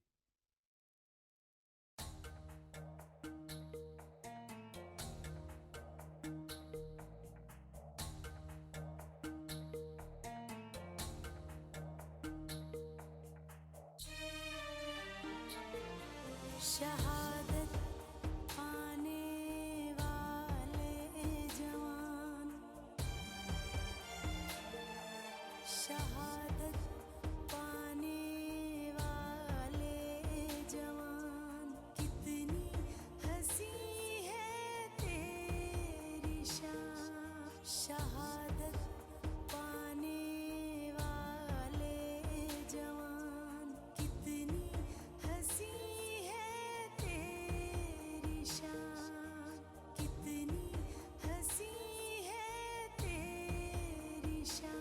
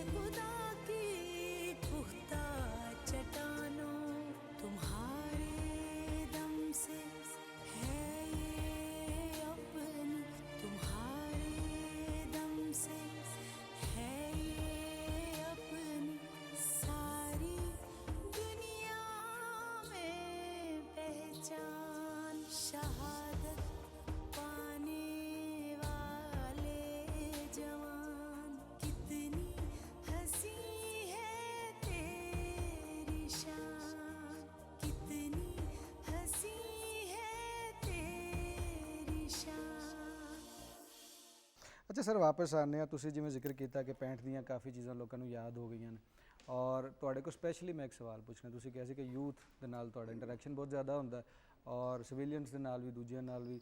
ਮੇਰਾ ਕਜ਼ਨ PMA ਕਾਕੂਲ ਗਿਆ, ਔਰ ਮੇਰਾ ਚੱਡੀ ਵੱਡੀ ਸੀ ਉਹ, ਜਿਹਨੂੰ ਕਹਿੰਦੇ ਨੇ ਠੀਕ ਹੈ। ਅਤੇ ਉਹ ਜਦੋਂ ਮੇਰੇ ਨਾਲ ਖੇਡਦਾ ਸੀ ਉਦੋਂ ਕੁਝ ਹੋਰ ਹੁੰਦਾ ਸੀ, ਹੁਣ ਜਦੋਂ ਉਹਨੇ ਜੁਆਇਨ ਕਰ ਲਿਆ ਤਾਂ ਉਹ ਬਿਲਕੁਲ ਬਦਲ ਗਿਆ। ਇੱਕ ਤਾਂ ਡਿਸਿਪਲਿਨ ਹੁੰਦਾ ਫੌਜ ਦੇ ਵਿੱਚ, ਉਹ ਸਿਖਾ ਦਿੰਦਾ ਕੀ ਕਰਨਾ ਕੀ ਨਹੀਂ ਕਰਨਾ।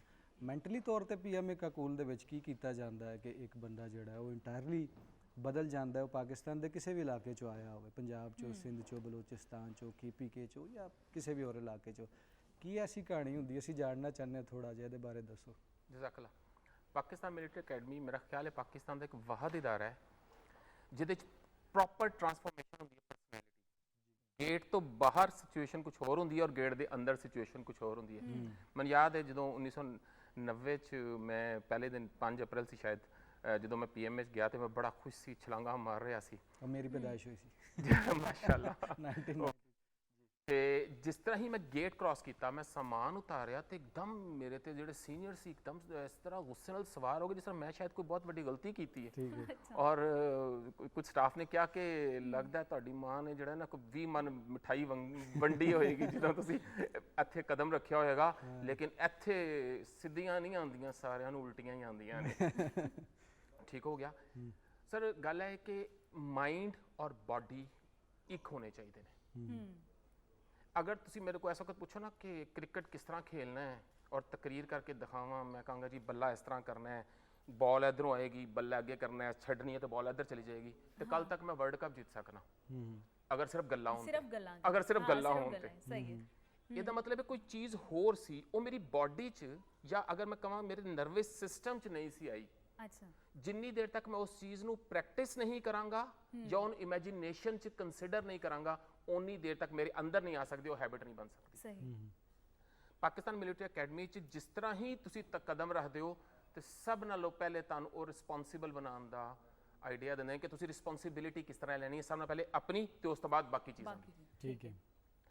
ਤੁਹਾਨੂੰ ਉਹ ਛੋਟੇ ਛੋਟੇ ਕੰਮ ਕਹਿਣਗੇ, ਔਰ ਤੁਹਾਨੂੰ ਅਗਰ ਤੁਸੀਂ ਉਹ ਕੰਮ ਪਹਿਲੇ 15 ਮਿੰਟ 'ਚ ਕਰਦੇ ਸੀ ਤੇ ਤੁਹਾਨੂੰ 3 ਮਿੰਟ ਦਾ ਟਾਈਮ ਦੇਣਗੇ। ਤੁਸੀਂ ਦੌੜਦੇ ਜਾਓਗੇ, ਦੌੜਦੇ ਵਾਪਸ ਆਓਗੇ, ਫਿਰ ਵਾਪਸ ਭੇਜਣਗੇ, ਫਿਰ ਦੌੜਦੇ ਜਾਓਗੇ, ਫਿਰ ਵਾਪਸ ਆਓਗੇ, ਫਿਰ ਆਓਗੇ, ਔਰ 3-4 ਦਫਾ ਜੇ ਤੁਸੀਂ ਪ੍ਰੈਕਟਿਸ ਕਰੋਗੇ ਤੇ ਤੁਹਾਡਾ ਮਾਈਂਡ ਉਸ ਚੀਜ਼ ਨੂੰ ਐਕਸੈਪਟ ਕਰਨਾ ਸ਼ੁਰੂ ਕਰ ਦੇਗਾ। ਇਸ ਤਰ੍ਹਾਂ ਹੈਬਿਟ ਫਾਰਮੇਸ਼ਨ ਹੁੰਦੀ ਹੈ। ਸਹੀ। ਪਹਿਲੀ ਚੀਜ਼। ਨੰਬਰ 2, ਐਂਡਿਓਰੈਂਸ। इंसान के अंदर पोटेंशियल एनर्जी मौजूद है, जिन्नी देर तक उन काइनेटिक एनर्जी से ਅਸੀਂ ਤਬਦੀਲ ਨਹੀਂ ਕਰਾਂਗੇ ਉਨੀ ਦੇਰ ਤੱਕ ਸਾਡੀ ਐਂਡਿਓਰੈਂਸ ਦਾ ਅਸਲੀ ਫੈਸਲਾ ਨਹੀਂ ਹੋ ਸਕਦਾ। ਸਾਡੇ ਅੰਦਰ ਐਂਡਿਓਰੈਂਸ ਨਹੀਂ ਆ ਸਕਦੀ।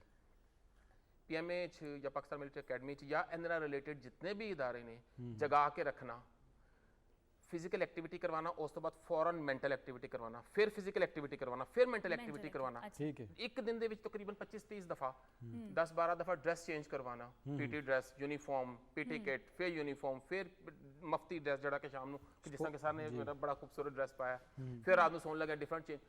ਉਹ ਇੱਕ ਦਿਨ ਚ 15-20 ਦਫਾ ਚੇਂਜ ਹੋਏ ਤੇ ਤੁਹਾਡੀ ਖੁਦ ਬਹੁਤ ਹੈਬਿਟ ਚੇਂਜ ਹੋਣੀ ਸ਼ੁਰੂ ਹੁੰਦੀ ਹੈ, ਤੁਹਾਡੀ ਸੋਚ ਦੀ ਡਾਇਮੈਂਸ਼ਨ ਚੇਂਜ ਹੋਣੀ ਸ਼ੁਰੂ ਹੁੰਦੀ ਹੈ, ਖਾਸ ਰਿਦਮ ਵਿੱਚ ਆ ਜੀ ਜਾਂਦੇ। ਖਾਸ ਰਿਦਮ ਚ ਆ ਜਾਂਦੇ। ਔਰ ਜਦੋਂ ਤੁਸੀਂ ਫਿਰ ਬਾਹਰ 6 ਹਫ਼ਤੇ ਬਾਅਦ, 6 ਹਫ਼ਤੇ ਤੱਕ ਤੇ ਬਾਹਰ ਆਉਣ ਦੀ ਇਜਾਜ਼ਤ ਹੀ ਨਹੀਂ ਹੁੰਦੀ, ਹਾਂਜੀ। ਔਰ ਜਦੋਂ 6 ਹਫ਼ਤੇ ਬਾਅਦ ਤੁਸੀਂ ਬਾਹਰ ਆਉਂਦੇ ਹੋ ਤੇ ਤੁਹਾਨੂੰ ਦੁਨੀਆ ਬੜੀ ਅਜੀਬ ਜਿਹੀ ਡਿਫਰੈਂਟ ਚੀਜ਼ ਨਜ਼ਰ ਆਉਂਦੀ ਹੈ ਕਿ ਯਾਰ ਮੇਰੇ 'ਚ ਕੋਈ ਤਬਦੀਲੀ ਆ ਚੁੱਕੀ ਹੈ। ਅੱਛਾ। ਅਕਸਰ ਲੋਕ ਤੁਹਾਨੂੰ ਕਹਿੰਦੇ ਹੋਣਗੇ ਜੀ ਤੂੰ ਬੜਾ ਤਬਦੀਲ ਹੋ ਗਿਆ, ਤੇ ਇਹਦਾ ਜਵਾਬ ਹੈ ਕਿ ਮੈਂ ਤਬਦੀਲ ਹੋਣ ਵਾਸਤੇ ਆਇਆ ਸੀ। ਅੱਛਾ। ਜਿੰਦਾ ਅੱਜ ਦਾ ਕੱਲ ਤੋਂ ਬਿਹਤਰ ਨਹੀਂ ਹੋ, ਕਿਸ ਤਰ੍ਹਾਂ ਇਨਸਾਨ, ਅੱਲਾਹ ਤਾਲਾ ਦਾ ਹੁਕਮ ਹੈ ਨਾ, ਸਾਨੂੰ ਬਿਹਤਰ ਹੋਣਾ ਚਾਹੀਦਾ। ਤੇ ਐਂਡਿਓਰੈਂਸ ਜਿਹੜੀ ਹੈ ਨਾ, ਜਿਹੜੀ ਸਾਡੀ ਅੰਦਰ ਐਬਿਲਿਟੀ ਮੌਜੂਦ ਹੈ, PMA ਉਹਨੂੰ ਬਾਰ-ਬਾਰ ਰਿਪੀਟ ਕਰਵਾ ਕੇ ਉਹ ਪੈਦਾ ਕਰਦਾ ਹੈ, ਔਰ ਬੰਦਾ ਬਿਲਕੁਲ ਚੇਂਜ ਹੋ ਜਾਂਦਾ ਹੈ। ਅੱਛਾ। ਅੱਛਾ, ਇੱਥੇ ਹੀ ਫਾਰੂਕ ਸਾਹਿਬ ਮੈਂ ਇੱਕ ਹੋਰ ਗੱਲ ਜਿਹੜੀ ਤੁਹਾਡੇ ਕੋਲ ਪੁੱਛਦੀ ਚਲਾਂ, ਉਹ ਐਵੇਂ ਕਿ ਜਿਸ ਤਰ੍ਹਾਂ ਮਤਲਬ 65 ਦੀ ਜੰਗ ਦੇ ਨਾਲ ਜੇ ਅਸੀਂ ਇਹਨੂੰ ਜੋੜੀਏ, ਜੋ ਉਸ ਟਾਈਮ ਤੇ ਉਹ ਜੁਰਅਤ ਸੀ, ਉਹ ਬਹਾਦਰੀ ਸੀ, ਉਹ ਜਜ਼ਬਾ ਸੀ, ਅੱਜ ਦੇ ਨੌਜਵਾਨ ਨਸਲ ਵਿੱਚ ਵੀ ਜੇ ਉਹ ਪੈਦਾ ਕਰਨਾ ਹੈ ਤੇ ਉਹਦੇ ਵਾਸਤੇ ਕੀ ਜਜ਼ਬਾ ਹੈ ਜਿਹੜਾ ਨਾ ਉਹਦੇ ਅੰਦਰ ਪੈਦਾ ਕਰਨ ਦੀ ਜ਼ਰੂਰਤ ਹੈ, ਜਾਂ ਤੁਸੀਂ ਕੀ ਸਮਝਦੇ ਹੋ ਕਿ ਅੱਜ ਦੇ ਨੌਜਵਾਨ ਦੇ ਵਿੱਚ ਕਿਹੜੀ ਚੀਜ਼ ਦੀ ਕਮੀ ਹੈ, ਜਾਂ ਕਿਸ ਤਰ੍ਹਾਂ ਉਸ ਜਜ਼ਬੇ ਨੂੰ ਅਸੀਂ ਦੁਬਾਰਾ ਪੈਦਾ ਕਰ ਸਕਦੇ ਹਾਂ? ਅੱਛਾ, ਸਭ ਨਾਲੋਂ ਪਹਿਲੇ ਤੇ ਮੈਂ ਸ਼ਾਇਦ ਇਸ ਸਵਾਲ ਤੋਂ ਹੀ ਥੋੜਾ ਜਿਹਾ ਮੁਤਫਿਕ ਨਹੀਂ ਹਾਂ। ਅੱਛਾ। ਮੈਂ ਸਮਝਣਾ ਕਿ ਜਿੰਨੀ ਹੁਬੁਲ ਵਤਨੀ, ਜਿੰਨਾ ਹੌਸਲਾ, ਜਿੰਨੀ ਹਿੰਮਤ ਉਸ ਵਕਤ ਸੀ, ਅੱਜ ਦੇ ਜਵਾਨ 'ਚ ਉਹਨਾਂ ਨਾਲੋਂ ਜ਼ਿਆਦਾ ਹੈ। ਠੀਕ। ਮੈਂ ਤੁਹਾਨੂੰ ਐਗਜ਼ਾਮਪਲ ਇਸ ਤਰ੍ਹਾਂ ਦੇ ਸਕਣਾ ਕਿ ਮੈਂ ਜਦੋਂ ਆਰਮੀ 'ਚ ਗਿਆ ਸੀ ਤੇ ਅਸੀਂ ਆਪਰੇਸ਼ਨ ਤੇ ਘੱਟ ਜਾਂਦੇ ਸੀ। ਸਹੀ। ਠੀਕ। ਅੱਜ ਕੱਲ ਤੇ ਪੂਰੀ ਆਰਮੀ ਪਿਛਲੇ 15 ਸਾਲ ਤੋਂ ਆਪਰੇਸ਼ਨ ਤੇ ਹੀ ਹੈ। ਆਪਰੇਸ਼ਨ ਤੇ ਬਿਲਕੁਲ ਠੀਕ ਹੋ ਗਿਆ। दर्दुल फसाद। नंबर 2, जितने लोग ਮੈਂਟਲ ਐਕਟੀਵਿਟੀ ਕੰਪਿਊਟਰਸ ਦੇ ਉੱਤੇ ਕਰ ਰਹੇ ਨੇ। ਅਸੀਂ ਰੋਜ਼ਾਨਾ ਦੇਖਦੇ ਹਾਂ ਜੰਗ ਕੋਈ ਨਾ ਕੋਈ ਗੇਮ ਖੇਲ ਰਹੇ ਨੇ, ਇਹ ਮੈਂਟਲ ਐਕਟੀਵਿਟੀ ਉਹਨਾਂ 'ਚ ਐਂਡਿਓਰੈਂਸ ਪੈਦਾ ਕਰ ਰਹੀ ਹੈ। ਸਹੀ।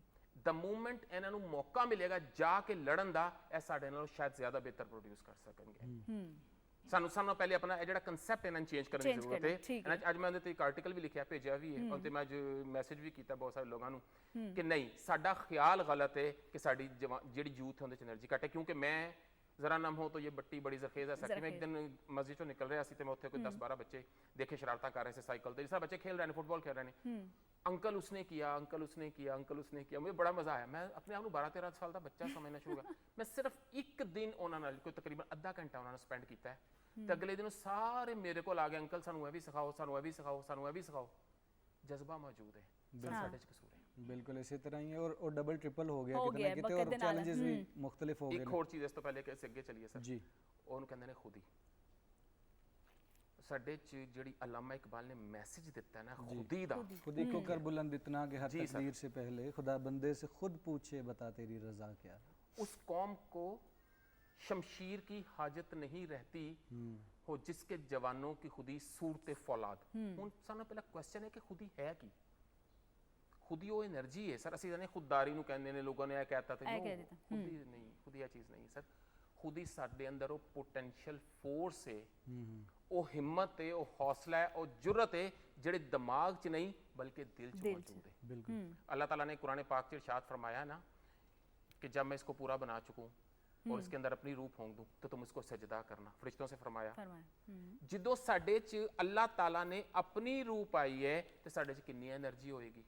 ਪ੍ਰੋਬਲਮ ਇਹ ਹੈ ਕਿ ਕੌਨਸ਼ੀਅਸਨੈਸ ਲੈਵਲ ਨੂੰ ਵਧਾਉਣ ਵਾਸਤੇ, ਵਿਜ਼ਡਮ ਨੂੰ ਵਧਾਉਣ ਵਾਸਤੇ ਅਵੇਅਰਨੈਸ ਬਹੁਤ ਜ਼ਰੂਰੀ ਹੈ।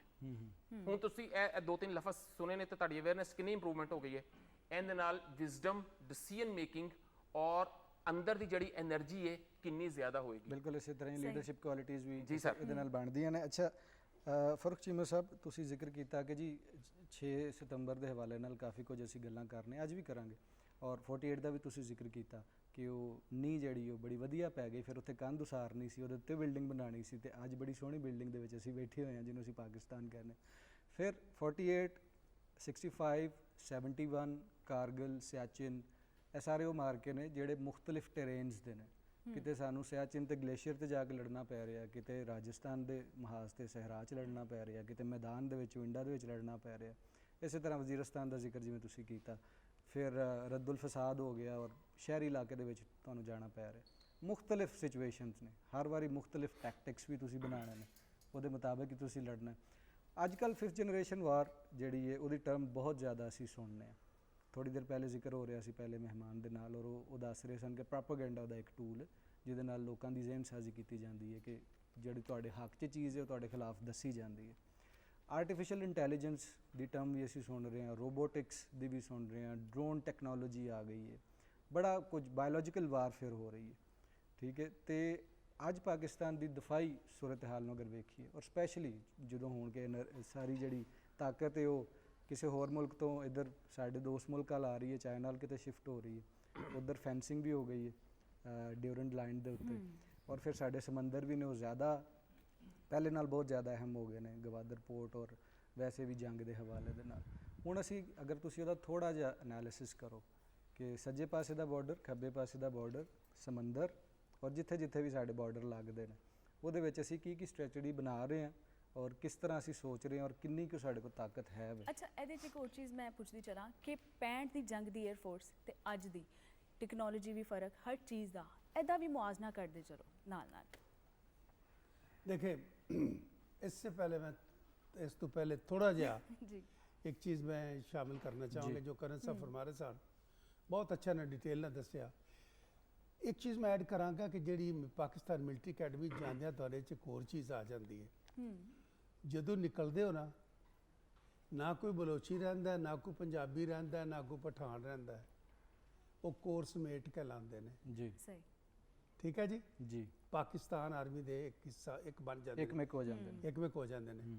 ਫਿਰ ਉਹਨਾਂ 'ਚੋਂ ਉਹ ਲੜਾਈ ਦੇ ਕਾਬਲ ਨੇ, ਤਿਆਰ ਨੇ, ਜੰਗਲਾਂ 'ਚ ਵੀ, ਪਹਾੜਾਂ 'ਚ ਵੀ, ਰੇਗਿਸਤਾਨਾਂ 'ਚ ਵੀ, ਔਰ ਦੂਸਰੀ ਜਗ੍ਹਾ ਜਿੱਥੇ ਵੀ ਜਾ ਪਾਓਗੇ। ਸਹੀ। ਇਹ ਇੱਕ ਜਿਹੜੀ ਚੀਜ਼ ਤੁਹਾਡੇ 'ਚ ਪੈਦਾ ਕੀਤੀ ਜਾਂਦੀ, ਜੋ ਕਰਨ ਸਾਹਿਬ ਨੇ ਜੋ ਪਹਿਲੇ ਕਿਹਾ ਨਾ, ਉਹਦੇ 'ਚ ਇਹ ਮਿਕਸਅਪ ਕਰਕੇ ਇਸ ਸਟਰੈਂਥ ਦੇ ਨਾਲ ਇਹ ਇੱਕ ਚੀਜ਼ ਪੈਦਾ ਕਰ ਦਿੱਤੀ ਜਾਂਦੀ ਹੈ ਜਿਹਨੂੰ ਇੱਕ ਧਾਗੇ ਨਾਲ ਬੰਨ੍ਹ ਦਿੱਤਾ ਜਾਂਦਾ ਹੈ ਔਰ ਉਹਨੂੰ ਰੈਜੀਮੈਂਟੇਸ਼ਨ ਕਹਿੰਦੇ ਨੇ। ਠੀਕ ਹੈ ਜੀ।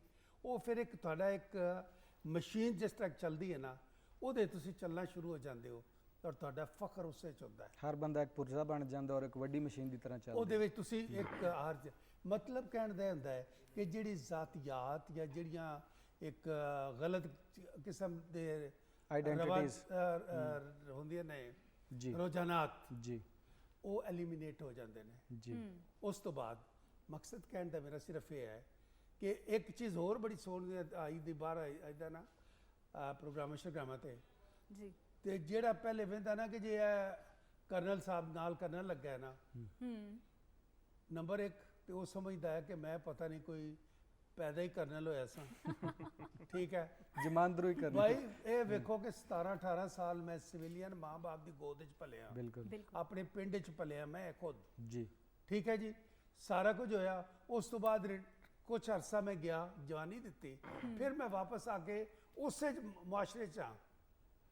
ਠੀਕ ਹੈ ਜੀ ਮੈਂ ਚੇਂਜ ਨਹੀਂ ਹੋਇਆ, ਸਿਰਫ ਕੁਝ ਐਕਸਟਰਾ ਮੈਨੂੰ ਦੇ ਦਿੱਤਾ ਗਿਆ, ਮੇਰੇ 'ਚ ਪਾ ਦਿੱਤਾ ਗਿਆ ਔਰ ਉਹ ਮੇਰੀ ਤਾਕਤ ਹੈ। ਇੱਕ ਖਾਸ ਡਾਇਰੈਕਸ਼ਨ ਦਿੱਤੀ ਗਈ ਹੈ, ਬਣਾਇਆ ਗਿਆ। ਖਾਸ ਡਾਇਰੈਕਸ਼ਨ ਹਰ ਡਾਇਰੈਕਸ਼ਨ ਤੇ ਅਬ ਪੋਲੀਟੀਕਲ ਜਿਹੜਾ ਹੁਣ ਸਾਡੇ ਹੁੰਦੇ ਨੇ ਜੀ ਸਿਆਸੀਆਤ ਵਿੱਚ ਅਸੀਂ ਹੁੰਦੇ ਹਾਂ, ਹਰ ਜਗ੍ਹਾ ਤੇ ਹੁੰਦੇ ਹਾਂ। ਜੀ ਠੀਕ ਹੈ।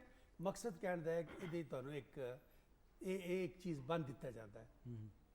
ਇਹਨੂੰ ਇਹ ਲੈਣਾ ਚਾਹੀਦਾ ਹੈ ਕਿ ਇਹ ਤੁਹਾਡੀ ਐਕਸਟਰਾ ਕੁਆਲਿਟੀ ਹੁੰਦੀ ਜਿਹੜੀ ਤੁਹਾਨੂੰ ਜਵਾਨੀ ਭਰ ਦਿੱਤੀ ਜਾਂਦੀ ਹੈ। ਇਹਦਾ ਇਹ ਮਤਲਬ ਨਹੀਂ ਕਿ ਤੁਸੀਂ ਡਿਫਰੈਂਟ ਹੋ ਜਾਂਦੇ ਹੋ ਤੇ ਪੁਰਾਣੇ ਨੂੰ, ਉਹ ਜਿਹੜਾ ਪੁਰਾਣੇ ਕਿਸੇ ਜ਼ਮਾਨੇ ਦਾ ਤਾਨਾ ਬਣਾਇਆ ਨਾ ਬਲੱਡੀ ਸਿਵਿਲੀਅਨ ਵਾਲਾ, ਉਹ ਹੁਣ ਨਹੀਂ ਜੇ। ਸਹੀ ਹੈ ਗੱਲ ਸਮਝੇ ਨਾ ਜੀ ਅੱਛਾ। ਹੁਣ ਅਸੀਂ ਸਾਰੇ ਉਸੇ ਤਰ੍ਹਾਂ ਚੱਲਨੇ ਆ। ਠੀਕ ਹੁਣ ਦੂਸਰੀ ਗੱਲ ਜਿਹੜੀ ਤੁਸੀਂ ਕਿਹਾ ਕਿ ਫੋਰਸਸ ਦਾ ਕੰਪੀਟੀਸ਼ਨ ਦੇ ਨਾਲ ਜੀ ਆਰਮੀ, ਮੈਂ ਐਕਚੁਅਲੀ ਟੈਲ ਯੂ ਮੇਰੇ ਵਾਲਿਦ ਸਾਹਿਬ ਨਾਲ ਅੱਲਾ ਜੰਨਤ ਨਸੀਬ ਕਰੇ, ਉਹ ਮੈਨੂੰ ਬੈਰਿਸਟਰ ਬਣਾਉਣਾ ਚਾਹੁੰਦੇ ਸੀ। ਅੱਛਾ ਮੇਰਾ ਪੜ੍ਹਨ ਤੇ ਦਿਲ ਕੋ ਨਹੀਂ ਸੀ। ਇੱਕ ਰਾਸਤਾ ਮੈਂ ਲੱਭਿਆ ਕਿ ਇੰਟਰਮੀਡੀਏਟ ਦਾ ਐਗਜ਼ਾਮ ਦਿੱਤਾ ਤੇ ਮੈਂ ਅਪਲਾਈ ਕੀਤਾ। ਸ਼ਾਰਟ ਸਰਵਿਸ ਚੱਲ ਰਿਹਾ ਸੀ, ਕੋਰਸ ਚੱਲ ਰਿਹਾ ਸਨ। 6 ਮਹੀਨੇ ਦੀ ਟ੍ਰੇਨਿੰਗ ਕਰਕੇ ਮੈਂ ਲੈਫਟੀਨੈਂਟ 18 ਸਾਲ ਦੀ ਉਮਰ 'ਚ ਬਣ ਗਿਆ। ਠੀਕ ਹੈ। ਠੀਕ ਹੈ ਜੀ। ਮੈਂ ਤਾਂ ਸੋਚਿਆ ਕਿ ਪੜ੍ਹਾਈ ਛੁੱਟ ਗਈ, ਲੇਕਿਨ ਪੜ੍ਹਾਈ ਸ਼ੁਰੂ ਹੋਈ ਸੀ। ਬਸ ਮੈਂ ਹੁਣ ਗੱਲ ਇਹ ਤੁਹਾਨੂੰ ਕਹਿਣਾ ਚਾਹਨਾ ਕਿ ਅਗਰ ਉਹ ਆਪਣੀ ਕਿਸੇ ਵੀ ਗੈਜਟ ਦੀ ਕਿਸੇ ਚੀਜ਼ ਦੀ ਸਪੀਡ ਥੋੜੀ ਜਿਹੀ ਅਪ ਕਰ ਦਿੰਦੇ ਨੇ, ਅੱਛਾ ਤੁਹਾਨੂੰ ਉਹਦੇ ਤੇ ਇੰਨਾ ਕੰਮ ਕਰਨਾ ਪੈਂਦਾ ਹੈ ਕਿਉਂਕਿ ਤੁਸੀਂ ਆਪਣੀ ਹਰ ਚੀਜ਼ ਉਸ ਤੋਂ ਅੱਗੇ ਲਿਜਾਣੀ ਹੁੰਦੀ, ਅਪਡੇਟ ਕਰਨੀ ਹੁੰਦੀ। ਸਾਇੰਸ ਦੀ ਗੱਲ ਕਰ ਰਹੇ ਹਾਂ ਜੀ ਜੀ ਕਿ ਕੰਪਿਊਟਰ ਦੀ ਗੱਲ, ਆਈਟੀ ਦੀ ਗੱਲ ਕਰ ਰਹੇ ਹਾਂ ਜੀ ਵੈਪਨ ਦੀ ਗੱਲ ਕਰ ਰਹੇ ਹਾਂ। ਅੱਜ ਕੱਲ੍ਹ ਤਾਂ ਸਾਰੇ ਜਿਹਦੇ ਨਾਲ ਲੈਣਾ ਜੀ ਇਹਦੇ ਵਾਸਤੇ ਤੁਹਾਡੀ ਜ਼ਿੰਦਗੀ ਭਰ ਦੀ ਸਟਰਗਲ ਹੈ। ਤੁਸੀਂ ਇਹ ਦੇਖਦੇ ਹੋ। ਠੀਕ ਹੈ। ਮੈਨੂੰ ਚਾਂਸ ਲੱਗਾ ਕੁਝ ਦਿਨ GHQ ਵਿੱਚ IGT ਬ੍ਰਾਂਚ ਦੇ ਵਿੱਚ ਉੱਥੇ ਬਾਹਰੋਂ ਰਸਾਲੇ ਕਰਕੇ ਤਾਂ ਇੱਕ ਰਸਾਲਾ ਵੀ ਪਬਲਿਸ਼ ਕਰਦੇ ਰਹੋ ਦੈਟ। ਉਹਦੇ 'ਚ ਸਾਡਾ ਇਹ ਹੁੰਦਾ ਸੀ ਕਿ ਸਾਨੂੰ ਜਿਹੜੇ ਇੰਡੀਕੇਟਰ ਮਿਲਦਾ ਹੈ ਨਾ ਉਸ ਤੋਂ ਅਸੀਂ ਅੱਗੇ ਨਾ ਜਾਈਏ ਤਾਂ ਗੱਲ ਕੋਈ ਨਹੀਂ। ਕਿਉਂਕਿ ਜਿੰਨੀ ਦੇਰ ਨੂੰ ਤੁਸੀਂ ਉਹਨੂੰ ਫਾਲੋ ਕਰੋਗੇ, ਫਾਲੋ ਕਰਨ ਵਾਲਾ ਕਦੀ ਨਹੀਂ ਜੇ ਜਿੱਤਿਆ। One step ahead. ਅੱਗੇ ਜਿਹੜਾ ਚੱਲੇਗਾ ਨਾ ਉਹਨੇ ਜਿੱਤਣਾ ਹੈ। ਸਹੀ ਠੀਕ ਹੈ। ਔਰ ਇਸੇ ਤਰੀਕੇ ਨਾਲ ਕਰਕੇ ਤੁਹਾਡੀ ਆਰਮੀ ਜਿਹੜੀ ਤੁਸੀਂ ਸਵਾਲ ਕੀਤਾ ਹੈ ਬਤਦਰੀਜ ਜੀ ਉਸ ਵਕਤ ਦੀ ਆਰਮੀ, ਉਸ ਵਕਤ ਦੀ ਇੰਡੀਅਨ ਆਰਮੀ ਦੇ ਉੱਤੇ ਹਾਵੀ ਸੀ। ਅੱਜ ਦੀ ਆਰਮੀ ਦੇ ਮੁਕਾਬਲੇ 'ਚ ਇੰਡੀਅਨ ਆਰਮੀ ਬਿਲਕੁਲ ਕੁਝ ਨਹੀਂ ਹੈ। ਬਿਲਕੁਲ ਅੱਜ ਕੱਲ੍ਹ ਦੀ 에ਅਰ ਫੋਰਸ ਦੇ ਸਾਹਮਣੇ, ਸਾਡੇ ਮਿਜ਼ਾਈਲ ਸਿਸਟਮ ਦੇ ਸਾਹਮਣੇ ਅਸੀਂ ਆਪਣੇ ਤਰੀਕੇ ਨਾਲ ਕੀਤਾ ਨਾ। ਬੜੀ ਉਹਨਾਂ ਨੇ ਇੱਕ ਸ਼ੋਰ ਪਾਇਆ ਸੀ ਪਿਛਲੇ ਸਾਲਾਂ 'ਚ ਕਿ ਜੀ ਕੋਲਡ ਸਟਾਰਟ ਵਾਰ ਕਰਾਂਗੇ, ਅਸੀਂ ਅਚਾਨਕ ਹਮਲਾ ਕਰ ਦੇਂਗੇ ਪਾਕਿਸਤਾਨ ਤੇ, ਇੰਨੀ ਜਗ੍ਹਾ ਤੇ ਕਰ ਦੇਂਗੇ। ਫਿਰ ਕਿੱਥੇ ਗਏ? ਖਿਲਰ ਆਏ ਸੀ ਕਰਨ ਤੇ ਚਾਹ ਉਹਨਾਂ ਪੀ ਦੀ ਕੇ ਗਏ ਪੂਰੀ ਸੀ ਸਾਡੇ ਥਿਊਰੀ ਕੋਲ। ਕਿੱਥੇ ਗਈ? ਅਸੀਂ ਆਪਣੇ ਮਿਨੀ ਨਿਊਕ ਬਣਾਏ ਜਿਹਨੂੰ ਕਹਿੰਦੇ ਸੀ ਛੋਟੇ ਪਰਮਾਣੂ ਬਣਾਏ ਆ। ਐਟਮ ਹਮ ਛੋਟੇ ਛੋਟੇ ਬਣਾਏ ਨੇ। ਜੀ ਜਿਹੜਾ ਜਿੱਥੇ ਉਹ ਇਕੱਠੇ ਹੋਣਾ ਚਾਹੁੰਦੇ ਸਨ ਨਾ 1000-2000 ਬੰਦਾ, ਉਹਦੇ ਵਾਸਤੇ ਇੱਕ ਛੋਟਾ ਜਿਹਾ ਕਾਫੀ ਹੈ। ਠੀਕ ਹੈ। ਆਓ ਕਿੱਥੇ ਗਈ? ਆਪੇ ਆਪੇ ਬਹਿ ਗਏ ਨਾ ਆਰਾਮ ਨਾਲ। ਜੀ ਇਸੇ ਤਰ੍ਹਾਂ ਕਰਕੇ ਇਹਨਾਂ ਨੇ ਇੱਧਰ ਵੀ ਕੀਤਾ। ਸਾਡੀ ਦੇਖੋ ਜੀ, ਮੈਂ ਤੁਹਾਨੂੰ ਇਹ ਗੱਲ ਕਰ ਰਿਹਾ ਸੀ ਕਿ ਤੁਹਾਡੀ ਜਿਹੜੀ 71 ਵਾਰ ਹੈ ਬਦਕਿਸਮਤੀ ਨਾਲ ਪਾਕਿਸਤਾਨ ਦੇ ਵਿੱਚ ਉਹਦੀ ਇਨਫੋਰਮੇਸ਼ਨ ਸਹੀ ਨਹੀਂ ਦਿੱਤੀ ਗਈ। ਫਿਰ ਹਾਰਨ ਤੋਂ ਬਾਅਦ ਚੂੰਕਿ ਗਵਰਨਮੈਂਟ ਦਾ ਆਪਣਾ ਇਨਵੋਲਵ ਸੀ, ਠੀਕ ਹੈ, ਉਹਨਾਂ ਦਾ ਚੂੰਕਿ ਆਈਡੀਆ ਸੀ ਕਿ ਸਾਰਾ ਕੁਝ ਆਰਮੀ ਤੇ ਪਾ ਦਿੱਤਾ ਜਾਏ, ਲਿਹਾਜ਼ਾ उस वक्त भी इंक्वायरी कोई नहीं कराएगी। हमीदुर रहमान कमीशन जो है वो TOR की सान TOR ऐसी कि जी देखा जाए कि 70 और 71 में कैसा हुआ जो ये हालात बने और आर्मी को करना पड़ा। बिल्कुल सर डिटेल नाल अलहदा मतलब है कि 48 तो लैके क्यों नहीं जी डिटेल नाल ਤੁਹਾਡੇ ਕੋਲ ਜਵਾਬ ਲੈਣੇ ਆ नहीं मैं तो अर्ज करना वो बात अर्ज करना ना मैं सिर्फ ਉਹਦੇ ਇੱਕ ਰੈਫਰੈਂਸ ਦੇ ਰਿਹਾ ਕਿ ਤੁਹਾਡਾ ਸਿਰਫ ਮੈਂ 71 ਦੀ ਜੰਗ ਦੀ ਪਰਫਾਰਮੈਂਸ ਦੇ ਵਾਸਤੇ ਇੱਕ ਐਵੀਡੈਂਸ ਕੋਟ ਕਰਨਾ ਸਰ ਚਾਹੁੰਦਾ ਇਹ ਡਿਟੇਲ ਨਾਲ ਗੁਫ਼ਤਗੂ ਕਰਨੀ ਹੈ ਲੇਕਿਨ ਸਾਨੂੰ ਇੱਕ ਮਿਊਜ਼ੀਕਲ ਬ੍ਰੇਕ ਲੈਣੀ ਅੱਛਾ, ਇੱਕ ਪਏਗੀ ਛੋਟੀ ਜਿਹੀ ਉੱਤੋਂ ਆਰਡਰ ਆ ਰਹੇ ਨੇ ਇੱਕ sentence ਆਈ ਦਾ ਹੈਵ ਟੂ ਓਬੇ ਦ ਕਿ ਮੈਂ ਆਰਡਰਸ ਤੁਹਾਨੂੰ ਜਿਹੜਾ ਐਵੀਡੈਂਸ ਪੇਸ਼ ਕਰਨਾ ਚਾਹਨਾ ਉਹ ਜਨਰਲ ਮਾਨਕ ਸ਼ਾਹ ਦਾ ਜੀ ਵਾਇਰਲ ਹੈ ਉਹ ਸੁਣ ਲਓ ਜੀ ਸਰ ਜ਼ਰੂਰ ਸੁਣਨੇ ਔਰ ਸਾਰੀ ਗੱਲਾਂ ਢੇਰ ਸਾਰੀਆਂ ਇੱਥੇ ਹੀ ਅਸੀਂ ਕਰਾਂਗੇ ਲੇਕਿਨ ਫਿਲਹਾਲ ਸਾਡੇ ਕੋਲ ਬੜਾ ਸੋਹਣਾ ਸੁਨੱਖਾ ਇੱਕ ਮੇਰਾ ਪਿਆਰਾ ਦੋਸਤ ਵਹਦਤ ਰਮੀਜ਼ ਬੈਠਾ ਹੋਇਆ ਸਟੂਡੀਓ ਦੇ ਵਿੱਚ ਔਰ ਬੜੀ ਸੋਹਣੀ ਆਵਾਜ਼ ਵੀ ਰੱਖਦਾ ਤਬਲਾ ਨਵਾਜ਼ ਵੀ ਨਾਲ ਮੌਜੂਦ ਨੇ ਹਾਰਮੋਨੀਅਮ ਵੀ ਲਾਈਵ ਮੌਸੀਕੀ ਹੋਏਗੀ ਔਰ ਮੈਡਮ ਨੂਰ ਜਹਾਂ ਦਾ ਗੀਤ ਅਸੀਂ ਸਵੇਰ ਤੋਂ ਸੁਣਨੇ ਆ ਪਏ ਤੁਹਾਡੀ ਆਵਾਜ਼ ਇੱਕ ਮੇਲ ਵਾਇਸ 'ਚ ਸੁਣਨਾ ਚਾਹੁੰਦੇ ਆ ਇਹ ਪੁੱਤਰ ਹਟਾਂ ਤੇ ਨਹੀਂ ਵਿਕਦੇ ਲਓ ਜੀ ਫਿਰ ਸਟਾਰਟ ਕਰੋ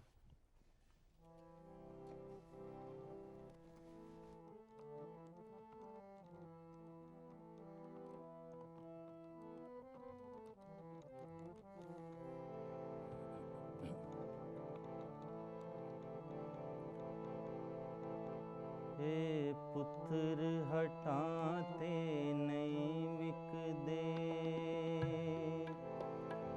हे पुत्र हटां ते नहीं विकदे तू लभदी फिरें बाजार कुड़े देण मेरे दाता दी नाए में टकरा मार कुड़े पुत्र हटां ते नहीं विकदे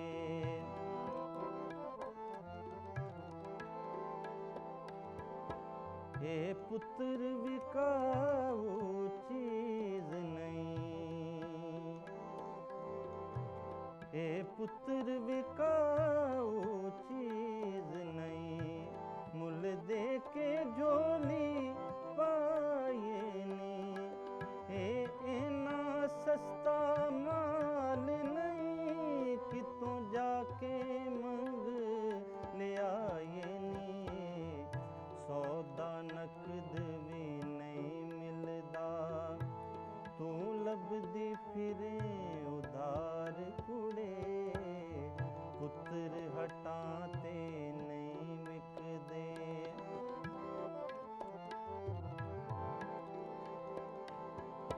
तन पागने ना मावा दे तन पागने ना मावा दे जिन्ना मावा दे जाए ने तन पागने भैन परावा दे जिन्ना गोदियां वीर खिडाए ने मान ने माना वालियां दे नहीं इस दी तैनू सार कुड़े पुत्र हटां ते नहीं विकदे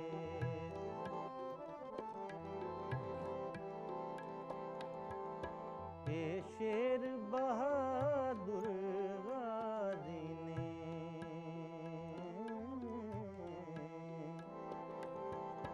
हे शेर बहादुर गाजी ने हे किसे कोलों भी हर दे नहीं इना दुश्मना कोलों की डरना ए मौत कोलों भी डर दे नहीं अपने देश दी इज्जत तू जान अपनी दे दे वार कुड़े पुत्र हटां ते नहीं विकदे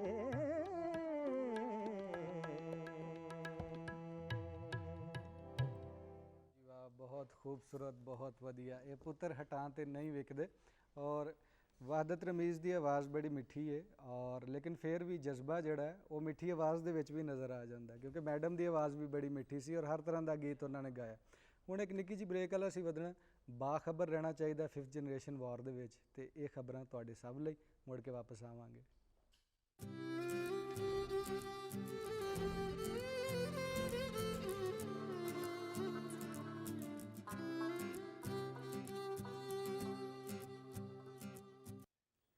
ਜੀ ਵਤਨ ਕੀ ਮਿੱਟੀ ਗਵਾਹ ਰਹਿਣਾ। ਫਿਰ ਅਸੀਂ ਮੁੜ ਕੇ ਵਾਪਸ ਆ ਗਏ ਹਾਂ ਤੁਹਾਡੇ ਆਪਣੇ ਸਟੂਡੀਓ ਵਿੱਚ। ਮੈਂ ਤੁਹਾਡੀ ਆਪਣੀ ਮੇਜ਼ਬਾਨ ਸੋਨੀਆ ਸ਼ੇਖ ਤੇ ਅਲੀ ਉਸਮਾਨ ਬਾਜਵਾ ਮੇਰੇ ਨਾਲ ਮੌਜੂਦ ਨੇ। ਤੇ ਬ੍ਰੇਕ ਤੇ ਜਾਣ ਤੋਂ ਪਹਿਲੇ ਅਸੀਂ ਗੱਲਬਾਤ ਕਰ ਰਹੇ ਸਾਂ। ਸਾਡੇ ਦੋ ਜਿਹੜੇ ਮਹਿਮਾਨ ਸਾਡੇ ਨਾਲ ਮੌਜੂਦ ਨੇ, ਕਰਨਲ ਰਿਟਾਇਰਡ ਫਾਰੂਕ ਚੀਮਾ ਸਾਹਿਬ ਤੇ ਉਹਨਾਂ ਦੇ ਬਿਲਕੁਲ ਨਾਲ ਤਸ਼ਰੀਫ ਰੱਖਦੇ ਨੇ lieutenant colonel retired Farooq Saeed Sahib. ਇਹਨਾਂ ਕੋਲੋਂ ਮੈਂ ਸਵਾਲ ਪੁੱਛਾਂਗੀ ਤੇ ਸਵਾਲ ਮੇਰਾ ਹੈ ਸਰ, ਇਹ ਬੜਾ ਸੁਣਨ ਵਿੱਚ ਆਉਂਦਾ ਹੈ ਤੇ ਕਿਹਾ ਵੀ ਜਾਂਦਾ ਹੈ ਕਿ ਜਿਹੜੀ 65 ਦੀ ਜੰਗ ਸੀ ਉਹ AAA ਦੀ ਵਜ੍ਹਾ ਤੋਂ ਜਿੱਤੀ ਗਈ। ਠੀਕ ਹੈ, ਇਹ ਅੱਲਾ, ਇਹ ਆਰਮ ਫੋਰਸਿਸ ਤੇ ਇਹ ਆਰਮੀ। ਤੁਸੀਂ ਇਹਨੂੰ ਇਹਦੇ ਤੇ ਥੋੜਾ ਜਿਹਾ ਤਜਜ਼ੀਆ ਕਰੋ ਤੇ ਸਾਨੂੰ ਕਲੀਅਰ ਕਰੋ ਕਿ ਇਹਦੇ ਵਿੱਚ ਮਤਲਬ ਤੁਸੀਂ ਇਹਨੂੰ ਕਿਸ ਤਰ੍ਹਾਂ ਲੈਂਦੇ ਹੋ। ਸਭ ਨਾਲੋਂ ਪਹਿਲੀ ਗੱਲ ਹੈ ਕਿ ਇਹ ਅੱਲਾ ਬਲੀਫ ਸਿਸਟਮ ਮੇਰਾ ਯਕੀਨ ਮੁਹਕਮ ਕਿਤਨਾ ਜ਼ਿਆਦਾ ਹੈ ਕਿ ਮੈਂ ਅੱਲਾ ਦੇ ਉੱਤੇ ਪੂਰੀ ਦੀ ਪੂਰੀ ਤਵੱਜੋ ਰੱਖਣਾ। ਜੀ ਇਸ ਦੁਨੀਆ 'ਚ ਨਾ ਪੂਰੀ ਯੂਨੀਵਰਸ 'ਚ ਹਰ ਚੀਜ਼ ਅਬੰਡੈਂਸ 'ਚ ਮੌਜੂਦ ਹੈ, ਰਹਿਮਤਾਂ ਅਬੰਡੈਂਸ 'ਚ ਮੌਜੂਦ ਨੇ। ਜੀ ਅੱਲਾ ਵੱਲੋਂ ਬਲੈਸਿੰਗਸ ਆਈ ਜਾ ਰਹੀਆਂ ਨੇ। ਮੈਂ ਆਪਣੇ ਨਫਸ ਤੇ ਕਾਬੂ ਨਾ ਰੱਖਣ ਦੀ ਵਜ੍ਹਾ ਨਾਲ ਨਫਸ ਦਿਮਾਗ 'ਚ ਤੇ ਰਿਸੀਵ ਰਹਿਮਤਾਂ ਦਿਲ 'ਚ ਹੁੰਦੀਆਂ ਨੇ। ਵਾਹ। ਹੁਣ ਇਹ ਪੂਰੀ ਦੁਨੀਆ 'ਚ ਚੀਜ਼ਾਂ ਅਬੰਡੈਂਸ 'ਚ ਨੇ ਔਰ ਮੈਂ ਸਿਰਫ ਇੱਕ ਰੈਗੂਲੇਟਰ ਹਾਂ। ਨੀਅਤ ਮੇਰੇ ਅੰਦਰ, ਇੰਟੈਂਸ਼ਨ ਮੇਰੇ ਅੰਦਰ ਮੌਜੂਦ ਹੈ, ਬਲੀਫ ਸਿਸਟਮ ਮੇਰੇ ਅੰਦਰ ਮੌਜੂਦ ਹੈ। ਅੱਲਾਹ ਤਾਲਾ ਨੇ ਪਾ ਕੇ ਭੇਜਿਆ ਸੀ ਔਰ ਮੈਨੂੰ ਇਸ ਚੀਜ਼ ਦਾ ਹਿੰਮਤ ਦਿੱਤੀ ਸੀ ਕਿ ਮੇਰੇ ਕੋ ਫ੍ਰੀ ਵਿਲ ਹੈ ਕਿ ਮੈਂ ਇੱਧਰ ਚਲਾ ਜਾਵਾਂ ਜਾਂ ਇੱਧਰ ਚਲਾ ਜਾਵਾਂ। ਅਗਰ ਤੇ ਜਿਹੜੀ ਫਲੋ ਆਫ એનર્ਜੀ ਅੱਲਾਹ ਵੱਲੋਂ ਆ ਰਹੀ ਹੈ ਉਹਨੂੰ ਮੈਂ ਉਸੇ ਡਾਇਰੈਕਸ਼ਨ 'ਚ ਚਲਾ ਦਿਆਂਗਾ ਤੇ ਯਕੀਨ ਮੁਹਕਮ ਹੈ। ਅਗਰ ਮੈਂ ਦੁਨੀਆ ਵੱਲ ਚਲਾਵਾਂਗਾ ਕਿ ਯਾਰ ਤੂੰ ਇਹ ਕਰੇਂਗਾ ਤੇ ਮੈਂ ਕਰਾਂਗਾ, ਤੂੰ ਇਹ ਕਰੇਂਗਾ ਤੇ ਮੈਂ ਕਰਾਂਗਾ, ਤੇ ਫਿਰ ਮੈਂ ਆਪਣੇ ਮੇਨ ਡਿਗਰ ਤੋਂ ਹਟ ਗਿਆ। ਅੱਛਾ, ਜਦੋਂ ਬਲੀਫ ਸਿਸਟਮ ਪੂਰਾ ਹੋ ਜਾਏਗਾ ਫਿਰ ਜਜ਼ਬਾ ਜਵਾਂ ਰਹੇਗਾ। ਪਹਿਲਾ ਚੀਜ਼। ਉਸ ਤੋਂ ਬਾਅਦ ਦੂਸਰੀ ਚੀਜ਼ ਅੱਲਾਹ, ਉਸ ਤੋਂ ਬਾਅਦ ਆਰਮੀ। ਕੋਈ ਸ਼ੱਕ ਨਹੀਂ ਹੈ ਕਿਸੇ ਨੂੰ, ਕਿਆ ਸਾਡਾ ਜਵਾਨ ਜਿਹੜਾ ਹੈ ਉਹਦਾ ਪੂਰੇ ਦਾ ਪੂਰਾ ਯਕੀਨ ਅੱਲਾ ਦੇ ਨਾਲ ਹੋ ਕੇ ਤਦ ਹੀ ਉਹ ਟ੍ਰੇਨਿੰਗ ਲੈਂਦਾ ਹੈ ਨਾ। ਬਿਲਕੁਲ। ਇਹਨੂੰ ਯਕੀਨ ਸੈਕਰੀਫਾਈਸ ਕਰਨ ਦੀ ਜਿਹੜੀ ਤਾਕਤ ਹੈ ਸਿਰਫ ਮੁਸਲਮਾਨ ਕੋਲ ਹੈ।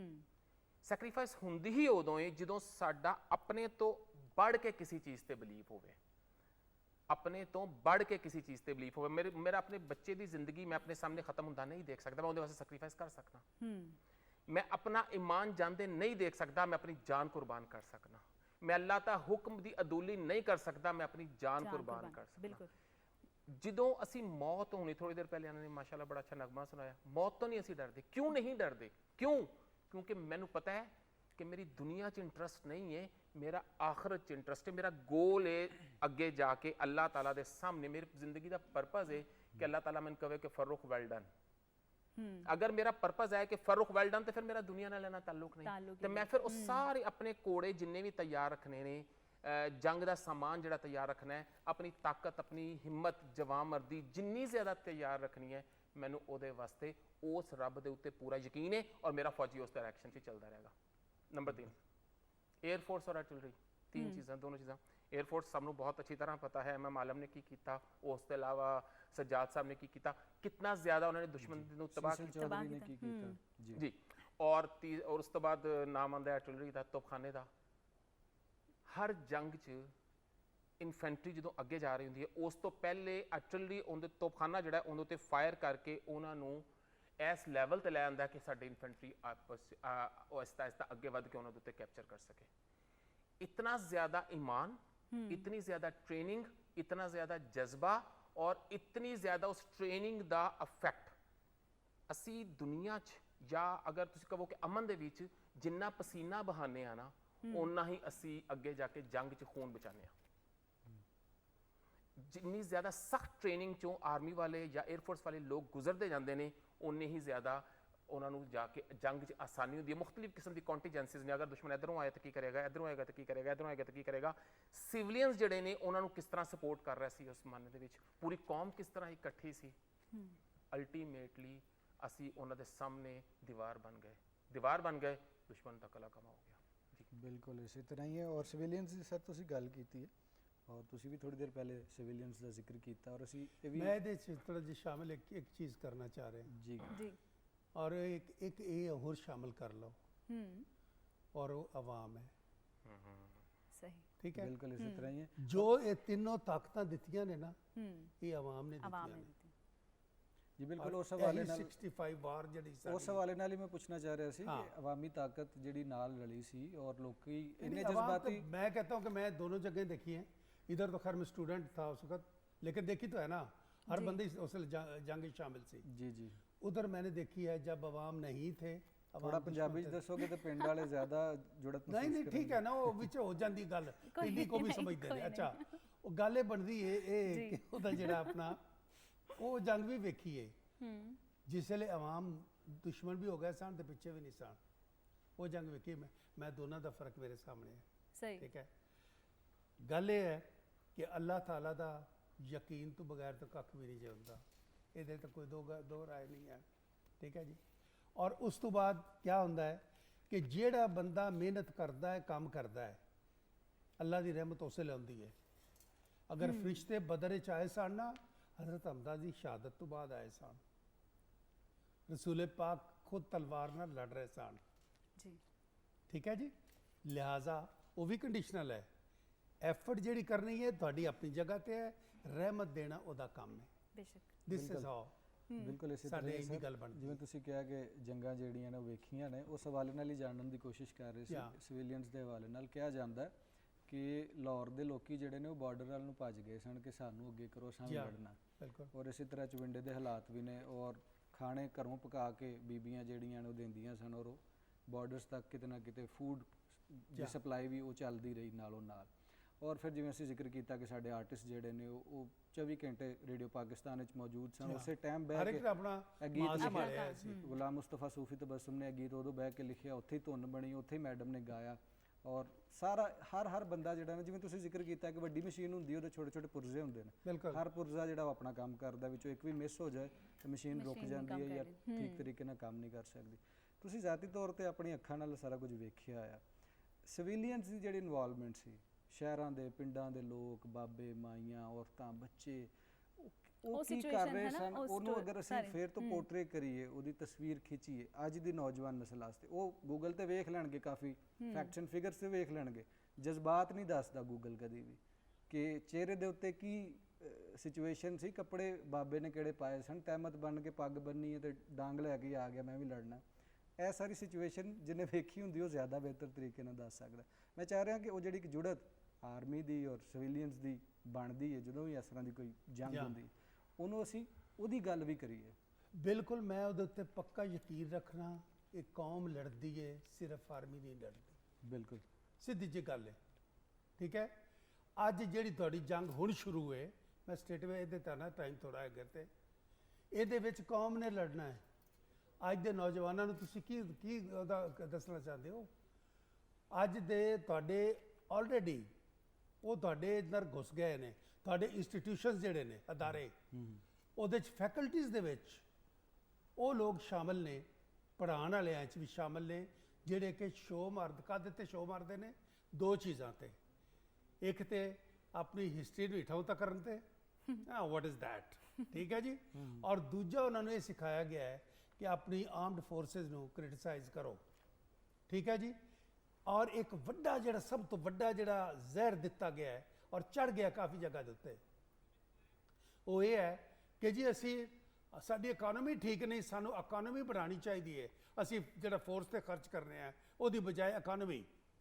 ਇਹ ਮੈਂ ਕਈ ਯੂਨੀਵਰਸਿਟੀ ਦੇ ਵਿੱਚ ਵੀ ਕਈ ਦਫਾ ਇਨਵਾਈਟ ਹੋਇਆ ਤੇ ਮੇਰੇ ਤੇ ਸਵਾਲ ਕੀਤੇ ਗਏ ਨੇ। ਉਹ ਮੈਂ ਕਿਹਾ ਭਾਈ ਬਾਤ ਸੁਣੋ, ਪਹਿਲੇ ਤੁਸੀਂ ਅੱਜ ਮੈਂ ਚਾਹਨਾ ਇਹ ਕਿ ਨੌਜਵਾਨ ਸੁਣਨ ਕਿ ਪਹਿਲੀ ਗੱਲ ਤੇ ਕਿ ਤੁਸੀਂ ਉਸ ਦੀ ਉਮਤ ਹੋ, ਉਸ ਨਬੀ ਦੀ ਸੱਲੱਲਾਹੁ ਅਲੈਹਿ ਵਸੱਲਮ, ਜਿਨ੍ਹਾਂ ਦੇ ਘਰ ਵਿਸਾਲ ਦੇ ਵਕਤ ਤਲਵਾਰਾਂ ਸਨ, ਦੌਲਤ ਨਹੀਂ ਸੀ।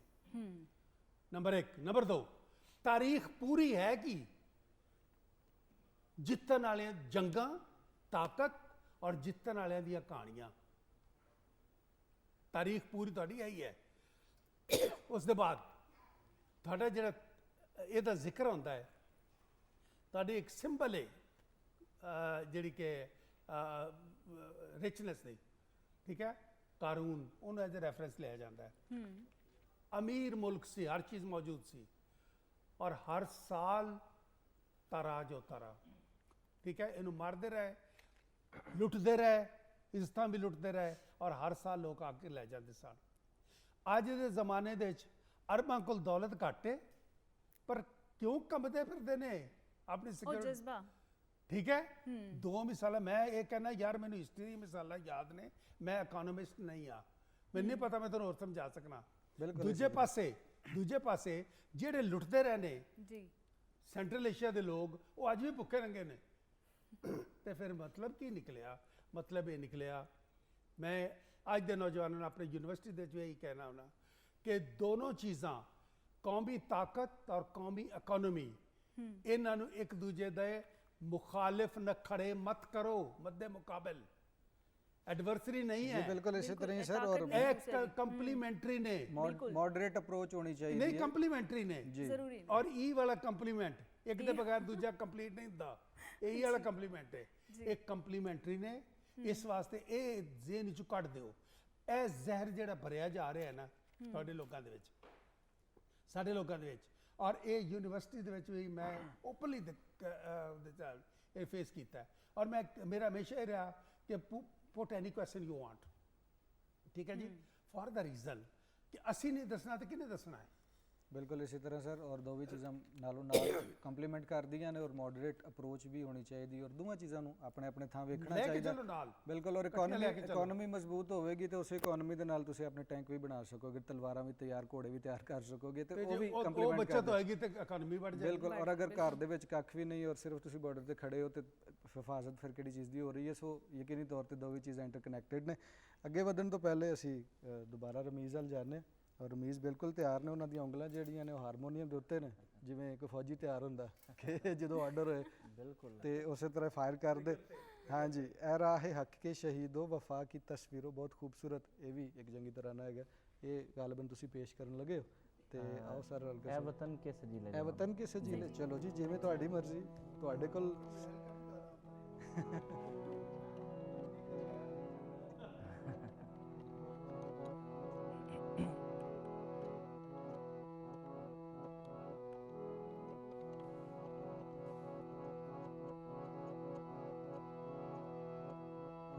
वतन के सजीले जवानों, वतन के सजीले जवान, मेरे नगमे तुम्हारे लिए हैं, मेरे नगमे तुम्हारे लिए हैं, वतन के सजीले जवानों, वतन के सजीले जवानों, मेरे नगमे तुम्हारे लिए हैं, मेरे नगमे तुम्हारे लिए हैं, वतन के सजीले जवानों।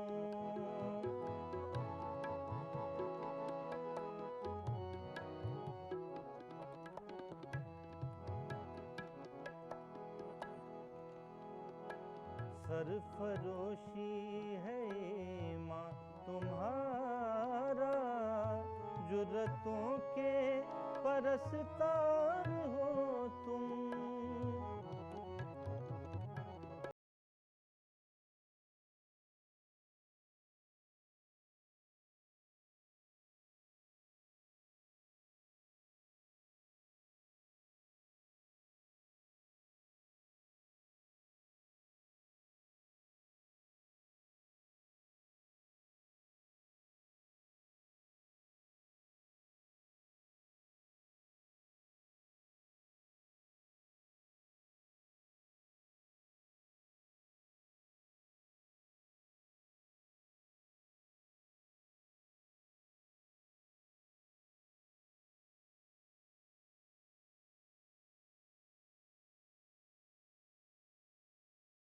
जवानों।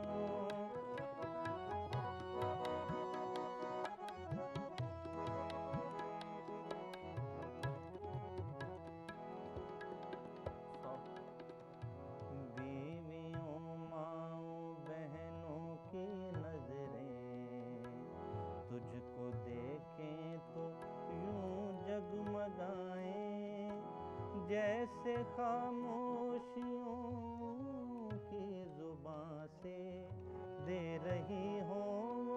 तुझको दुआएं कौम के जरी पासबानों मेरे नगमे तुम्हारे लिए हैं मेरे नगमे तुम्हारे लिए हैं वतन के सजीले जवानों।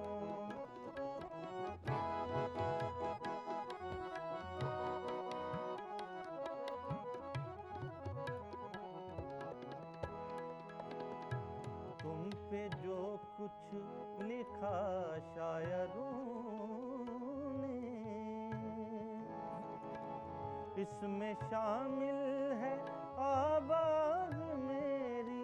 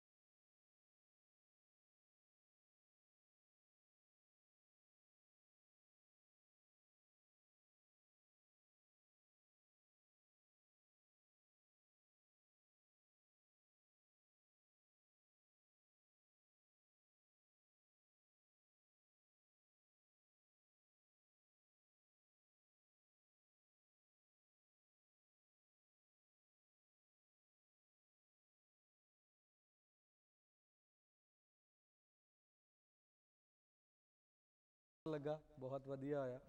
ਅੱਛਾ ਇਹ ਵਤਨ ਕੇ ਸਜੀਲੇ ਜਵਾਨੋ ਔਰ ਜਵਾਨਾਂ ਦੀ ਜ਼ਿਕਰ ਉਹਨਾਂ ਨੇ ਕੀਤਾ ਤੇ ਇਹ ਦੱਸੋ ਸਰ ਕਿ ਤੁਹਾਡੀ ਇੰਟਰੈਕਸ਼ਨ ਜਿਹੜੀ ਜਿਵੇਂ ਪਹਿਲੇ ਅਸੀਂ ਜ਼ਿਕਰ ਕੀਤਾ ਕਿ ਨੌਜਵਾਨਾਂ ਨਾਲ ਬੜੀ ਰਹਿੰਦੀ ਹੈ ਲੇਕਿਨ ਹਰ ਜਨਰੇਸ਼ਨ ਦੇ ਆਪਣੇ ਮਸਾਇਲ ਹੁੰਦੇ ਨੇ ਕਿਉਂਕਿ 65 ਦੇ ਵਿੱਚ ਤੇ ਇੰਟਰਨੈਟ ਹੈ ਹੀ ਨਹੀਂ ਸੀ ਔਰ ਇਸ ਵਕਤ ਇੰਟਰਨੈਟ ਦੀ ਬੜੀ ਜਲਗਾਰ ਹੈ ਟੀਵੀ ਤੇ ਸਾਨੂੰ ਕੁਝ ਨਜ਼ਰ ਆਉਂਦਾ ਇੰਟਰਨੈਟ ਤੇ ਕੁਝ ਅਖਬਾਰਾਂ 'ਚ ਕੁਝ ਬਾਹਰ ਥੜੇ ਤੇ ਬਾਬਾ ਬੈਠਾ ਹੁੰਦਾ ਕੋਈ ਹੋਰ ਕਹਾਣੀ ਸੁਣਾ ਰਿਹਾ ਹੁੰਦਾ ਘਰ ਦੀ ਕਹਾਣੀ ਕੋਈ ਹੋਰ ਸੁਣਾ ਰਹੇ ਹੁੰਦੇ ਨੇ ਸੋ ਅਸੀਂ ਡਿਸਟਰੈਕਟ ਬਹੁਤ ਜ਼ਿਆਦਾ ਹੋ ਜਾਂਦੇ ਹਾਂ ਕਦੀ ਇੱਕ ਗੱਲ ਸੱਚ ਲੱਗਦੀ ਕਦੀ ਦੂਜੀ ਲੱਗਦੀ ਹੈ ਡਿਸਟਰੈਕਸ਼ਨ ਤੋਂ ਕਿਵੇਂ ਬੱਚੇ ਅੱਜ ਦੀ ਜਨਰੇਸ਼ਨ ਜੰਗੀ ਹਾਲਾਤ 'ਚ ਵੀ ਔਰ ਫਿਰ ਸਿਵਿਲੀਅਨਸ ਵੀ ਇਹਨੂੰ ਥੋੜਾ ਜਿਹਾ ਵਾਈਂਡ ਅਪ ਅੱਛਾ ਤੇ ਕਰਦਾ ਇਹਦੇ ਨਾਲ ਇੱਕ ਹੋਰ ਚੀਜ਼ ਸਰ ਜਿਹੜੀ ਤੁਸੀਂ ਐਡ ਕਰਨੀ ਹੈ ਕਿ ਸਬਰੋ ਤਹਮੁਲ ਬਰਦਾਸ਼ਤ ਅੱਜ ਦੇ ਨੌਜਵਾਨ ਵਿੱਚ ਕਿਸ ਤਰ੍ਹਾਂ ਪੈਦਾ ਕਰਨੀ ਹੈ ਤੇ ਜੇ ਜੰਗੀ ਹਾਲਾਤ ਵਿੱਚ ਜਿਵੇਂ ਅੱਗੇ ਆਫ ਬ੍ਰੇਕ ਅਸੀਂ ਗੱਲ ਕਰ ਰਹੇ ਸਾਂ ਕਿ ਜੰਗ ਦੇ ਵਿੱਚ ਜੇ ਕੋਈ ਜਵਾਨ ਸਬਰ ਕਰੇ ਤੇ ਉਹ ਫਿਰ ਉਹਦਾ ਕੀ ਰਿਜ਼ਲਟ ਹੋਏਗਾ ਤੇ ਤੁਸੀਂ ਕਿਹਾ ਮੈਂ ਮਤਲਬ ਤੁਹਾਨੂੰ ਦੱਸਣਾ ਵਾ ਤੇ ਉੱਥੇ ਮੌਕਾ ਨਹੀਂ ਮਿਲਿਆ ਤੇ ਹੁਣ ਇਹ ਚੀਜ਼ ਜਿਹੜੀ ਨਾ ਉਹ ਦੱਸ ਦੇ ਓਕੇ ਸਰ ਦੋਨੋਂ ਕੁਐਸਚਨ ਦਾ ਬਜਾ ਵਕਤ ਆਨਸਰ ਹੈ ਲੋ ਸਭ ਤੋਂ ਪਹਿਲੇ ਅਸੀਂ ਜਿਹੜੀ ਤੁਸੀਂ ਗੱਲ ਕਰ ਰਹੇ ਹੋ ਤੁਸੀਂ ਟੋਲਰੈਂਸ ਦੀ ਗੱਲ ਕਰ ਰਹੇ ਜੀ ਹੋ ਟੋਲਰੈਂਸ ਦਾ ਮਤਲਬ ਬਰਦਾਸ਼ਤ ਨਹੀਂ ਹੁੰਦਾ ਟੋਲਰੈਂਸ ਦਾ ਮਤਲਬ ਹੁੰਦਾ ਰਵਾਦਾਰੀ ਮੈਂ ਤੁਹਾਡੇ ਫਿਰਕੇ ਨਾਲ ਤੁਹਾਡੇ ਮਜ਼ਹਬ ਨਾਲ ਤੁਹਾਡੇ ਤਰੀਕੇ ਨਾਲ ਨਾ ਬਰਦਾਸ਼ਤ ਕਰ ਸਕਣਾ ਮੈਂ ਬਰਦਾਸ਼ਤ ਕਰ ਰਿਹਾ ਨੂੰ ਅਗਰਚੇ ਮੈਂ ਉਹਨਾਂ ਨਾਲ ਐਗਰੀ ਨਹੀਂ ਕਰਦਾ ਅੱਛਾ मतलब तो ये अहले हदीस है कोई वहाबी है कोई काफर है कोई हिंदू है कोई सुन्नी कोई भी चीज़ है लेकिन मैं अपने आप ਨੂੰ ਉਸ ਲੈਵਲ ਤੋਂ ਅੱਗੇ ਨਹੀਂ ਲੈ ਕੇ ਜਾਂਦਾ ਜਿਸ ਸੇ ਕਿ ਮੇਰੀ ਤੁਹਾਡੇ ਨਾਲ ਕੋਈ ਚਪਕਲਿਸ਼ ਹੋਵੇ ਸਹੀ ਟੋਲਰੈਂਸ ਜ਼ਰੂਰਤ ਹੈ ਰਿਸ਼ਤਾ ਬਣਾਉਣ ਵਾਸਤੇ ਟੋਲਰੈਂਸ ਜ਼ਰੂਰਤ ਹੈ ਜਜਮੈਂਟ ਹਾਸਲ ਕਰਨ ਵਾਸਤੇ ਟੋਲਰੈਂਸ ਜ਼ਰੂਰਤ ਹੈ ਕੁਝ ਸਿੱਖਣ ਵਾਸਤੇ ਅਗਰ ਮੈਂ ਤੁਹਾਡੀ ਗੱਲ ਹੀ ਨਹੀਂ ਸੁਣ ਰਿਹਾ ਮੇਰੇ ਅੰਦਰ ਟੋਲਰੈਂਸ ਹੀ ਨਹੀਂ ਹੈ ਮੈਂ ਤਾਂ ਕੁਝ ਸਿੱਖ ਹੀ ਨਹੀਂ ਸਕਦਾ ਕਿਉਂਕਿ ਮੈਂ ਬੋਲ ਰਿਹਾ ਤੁਸੀਂ ਸਿੱਖ ਰਹੇ ਹੋ ਤੁਸੀਂ ਬੋਲੋਗੇ ਤਾਂ ਮੈਂ ਸਿੱਖਾਂਗਾ ਇਹਦਾ ਮਤਲਬ ਮੈਨੂੰ ਟੋਲਰੈਂਸ ਦੀ ਜ਼ਰੂਰਤ ਹੈ ਠੀਕ ਟੋਲਰੈਂਸ ਜ਼ਰੂਰਤ ਹੈ ਜ਼ਿੰਦਗੀ 'ਚ ਅੱਗੇ ਜਾਣ ਵਾਸਤੇ ਟੋਲਰੈਂਸ ਜ਼ਰੂਰਤ ਹੈ ਜੰਗੀ ਹਾਲਾਤ ਦੇ ਵਿੱਚ ਆਪਣੇ ਆਪ ਤੇ ਆਪਣੇ ਜਜ਼ਬਾਤ ਤੇ ਕਾਬੂ ਰੱਖ ਕੇ ਆਸਾਬ ਤੇ ਕਾਬੂ ਰੱਖ ਕੇ ਤੇ ਫਿਰ ਦੁਸ਼ਮਣ ਤੇ ਹਮਲਾ ਕਰਨਾ हज़रत अली रज़ी अल्लाह तआला अन्हु ते किसी ने थुक दिता उन्होंने कहा मेरी तेरे नाल जंग नहीं है डायरैक्टली मेरी इस्लाम ते कुफार दी जंग है ठीक टॉलरेंस जी सबर सबर दी पहले डेफिनेशन समझ लवो सबर और शुक्र कुरान दे विच बयाक वक्त आम तौर ते आए ने हाँ जी सबर जबर दी हालत च शुक्र करन नूं कहंदे ने सबर जबर ਦੀ ਹਾਲਤ 'ਚ ਸ਼ੁਕਰ ਕਰਨ ਨੂੰ ਕਹਿੰਦੇ ਨੇ ਜਿਹੜਾ ਇਨਸਾਨ ਜਬਰ ਦੀ ਹਾਲਤ 'ਚ ਸ਼ੁਕਰ ਨਹੀਂ ਕਰ ਸਕਦਾ ਆਪਣੇ ਮਾਲਕ ਦਾ ਉਹ ਅੱਛੇ ਹਾਲਾਤ 'ਚ ਕਦੀ ਵੀ ਸ਼ੁਕਰ ਨਹੀਂ ਕਰੇਗਾ ਲੇਕਿਨ ਜਿਹੜਾ ਇਨਸਾਨ ਮੁਸ਼ਕਿਲ ਵਕਤ 'ਚ ਆਪਣੇ ਮਾਲਕ ਦਾ ਸ਼ੁਕਰ ਅਦਾ ਕਰਦਾ ਹੈ ਉਹ ਅੱਛੇ ਹਾਲਾਤ 'ਚ ਉਹਦੇ ਨਾਲ ਜਾਂਦਾ ਹੈ, ਜ਼ਿਆਦਾ ਚਾਂਸਸ ਨੇ। ਤੇ ਪਹਿਲੇ ਤੇ ਆਪਣੇ ਅੰਦਰ ਮੁਸ਼ਕਿਲ ਵਕਤ ਦੇ ਵਿੱਚ ਮਰਦ ਦਾ ਸਬਰ ਉਦੋਂ ਪਤਾ ਲੱਗਦਾ ਜਦੋਂ ਉਹਦੇ ਕੋਲ ਦੌਲਤ ਹੁੰਦੀ ਹੈ, ਫਿਰ ਉਹ ਡਿਸਟਰੈਕਟ ਨਹੀਂ ਹੁੰਦਾ ਸਰ। ਔਰਤ ਦਾ ਸਬਰ ਉਸ ਵਕਤ ਪਤਾ ਚੱਲਦਾ ਜਦੋਂ ਉਹਦੇ ਮੀਆਂ ਕੋਲ ਪੈਸਾ ਨਹੀਂ ਹੁੰਦਾ, ਫਿਰ ਉਹ ਕਿਸ ਤਰ੍ਹਾਂ ਬਿਹੇਵ ਕਰਦੀ ਹੈ। Now coming over to your question sir, ਤੁਸੀਂ ਕਿਹਾ ਇਹਨਾਂ ਨੂੰ ਡਿਸਟਰੈਕਸ਼ਨ ਤੋਂ ਕਿਸ ਤਰ੍ਹਾਂ ਜ਼ਰਾ ਬਚਾਇਆ? ਜਿੰਨੀ ਦੇਰ ਤੱਕ quickly ਜੀ। ਜਿੰਨੀ ਦੇਰ ਤੱਕ ਸਰ ਤੁਸੀਂ ਅਲਟਰਨੇਟਿਵ ਨਹੀਂ ਦਿਓਗੇ, ਬੋਤਲ ਹੈ ਨਾ, ਬੋਤਲ ਕਾਲੇ ਰੰਗ ਦੀ ਕੋਕਾ ਕੋਲਾ, ਉੱਤੋਂ ਮੈਂ ਪਾਣੀ ਪਾਣਾ ਸ਼ੁਰੂ ਕਰਾਂਗਾ ਤੇ ਆਹਿਸਤਾ ਆਹਿਸਤਾ ਕਾਲੇ ਰੰਗ ਦਾ ਫਰਕ ਖਤਮ ਹੋਏਗਾ ਨਾ ਸਰ, ਉਹ ਜ਼ੇਨ ਚੋਂ ਨਿਕਲੇਗਾ ਤੇ ਸਫਾਈ ਜਾਏਗੀ। ਪ੍ਰੋਬਲਮ ਜਨਰੇਸ਼ਨ ਨਾਲ ਨਹੀਂ ਹੈ ਸਰ, ਪ੍ਰੋਬਲਮ ਟੀਚਰਸ ਨਾਲ ਹੈ। ਮੈਂ ਦੇਖਣਾ, ਮੈਂ ਹੁਣ ਵੀ ਜਾਣਾ ਲੋਕਾਂ ਨੂੰ ਕਿ ਟੀਚਰ ਕੌਣ ਬਣਨਾ ਚਾਹੁੰਦਾ ਹੈ, ਕੋਈ ਬੱਚਾ ਟੀਚਰ ਨਹੀਂ ਬਣਨਾ ਚਾਹੁੰਦਾ। ਜਨਰੇਸ਼ਨ ਗੈਪ ਬੱਚਿਆਂ ਨੇ ਖਤਮ ਨਹੀਂ ਕਰਨਾ, ਵੱਡਿਆਂ ਨੇ ਖਤਮ ਕਰਨਾ ਹੈ। ਸਾਨੂੰ ਉਹ ਇੰਟਰਨੈਟ ਦੀ ਇਨਫੋਰਮੇਸ਼ਨ ਦੀ ਜ਼ਰੂਰਤ ਹੈ, ਅਸੀਂ ਉਹ ਹਾਸਲ ਕਰਾਂਗੇ ਤਦ ਅਸੀਂ ਬੱਚਿਆਂ ਨੂੰ ਰੋਕ ਕੇ ਉਹਨਾਂ ਨੂੰ ਪੋਜ਼ਿਟਿਵ ਡਾਇਰੈਕਸ਼ਨ ਵੱਲ ਲੈ ਕੇ ਜਾ ਬਿਲਕੁਲ, ਸਕਦੇ ਬਹੁਤ ਵਧੀਆ ਗੱਲ ਕੀਤੀ, ਬਹੁਤ ਮਿਹਰਬਾਨੀ, ਬਹੁਤ ਸ਼ੁਕਰੀਆ ਵੇਲੇ ਦੀ। ਬਹੁਤ ਥੋੜੇ ਅਰਸੇ 'ਚ ਬਹੁਤ ਬੜਾ ਜਿਹੜਾ ਨਾ ਅੱਛਾ ਡਿਟੇਲ ਤੇ ਤੁਸੀਂ ਡਿਟੇਲ ਜਵਾਬ ਦੇ ਦਿੱਤਾ, ਦਿੱਤਾ। ਕੰਪੈਕਟ ਜਵਾਬ ਦਿੱਤਾ, ਬਹੁਤ ਸ਼ੁਕਰੀਆ ਫਰੂਕ ਸੇਠ ਸਾਹਿਬ, ਬਹੁਤ ਸ਼ੁਕਰੀਆ ਫਰੂਕ ਚੀਮਾ ਸਾਹਿਬ ਤੁਹਾਡਾ ਵੀ।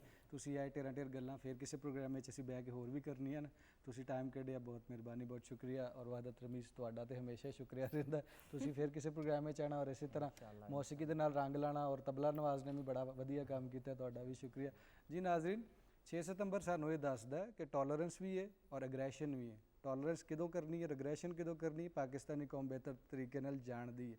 ਤੇ ਅੱਜ ਕੱਲ੍ਹ ਦੀ ਨੌਜਵਾਨ ਪੀੜ੍ਹੀ ਜਿਹੜੀ ਹੈ ਉਹਨੂੰ ਸਿੱਖ ਲੈਣਾ ਚਾਹੀਦਾ ਕਿ ਡਿਫੈਂਸ ਡੇ ਜਿਹੜਾ ਇੱਕ ਸਿੰਬਲ ਹੈ, ਲੇਕਿਨ ਅਗਲੀਆਂ ਪੀੜ੍ਹੀਆਂ ਨੇ ਆਪਣਾ ਡਿਫੈਂਸ ਆਪ ਹੀ ਕਰਨਾ ਔਰ ਹਰ ਮਹਾਜ਼ ਤੇ ਕਰਨਾ, ਚਾਹੇ ਮੀਡੀਆ ਹੋਵੇ, ਚਾਹੇ ਤੁਹਾਡਾ ਬਾਰਡਰ ਹੋਵੇ, ਚਾਹੇ ਕੋਈ ਵੀ ਸਿਚੁਏਸ਼ਨ ਹੋਵੇ। ਤੇ ਜਾਂਦੀ ਵਾਰੀ ਫਿਰ ਕਵਾਂਗੇ ਕਿ ਲੈ ਆਓ ਯਾਰ ਹਵਾਲੇ ਰੱਬ ਦੇ ਤੇ ਮੇਲੇ 4 ਦਿਨਾਂ ਦੇ, ਉਸ ਦਿਨ ਈਦ ਮੁਬਾਰਕ ਹੋਸੀ ਜਿਸ ਦਿਨ ਫਿਰ ਮਿਲਾਂਗੇ ਰੱਬ ਰਾਖਾ।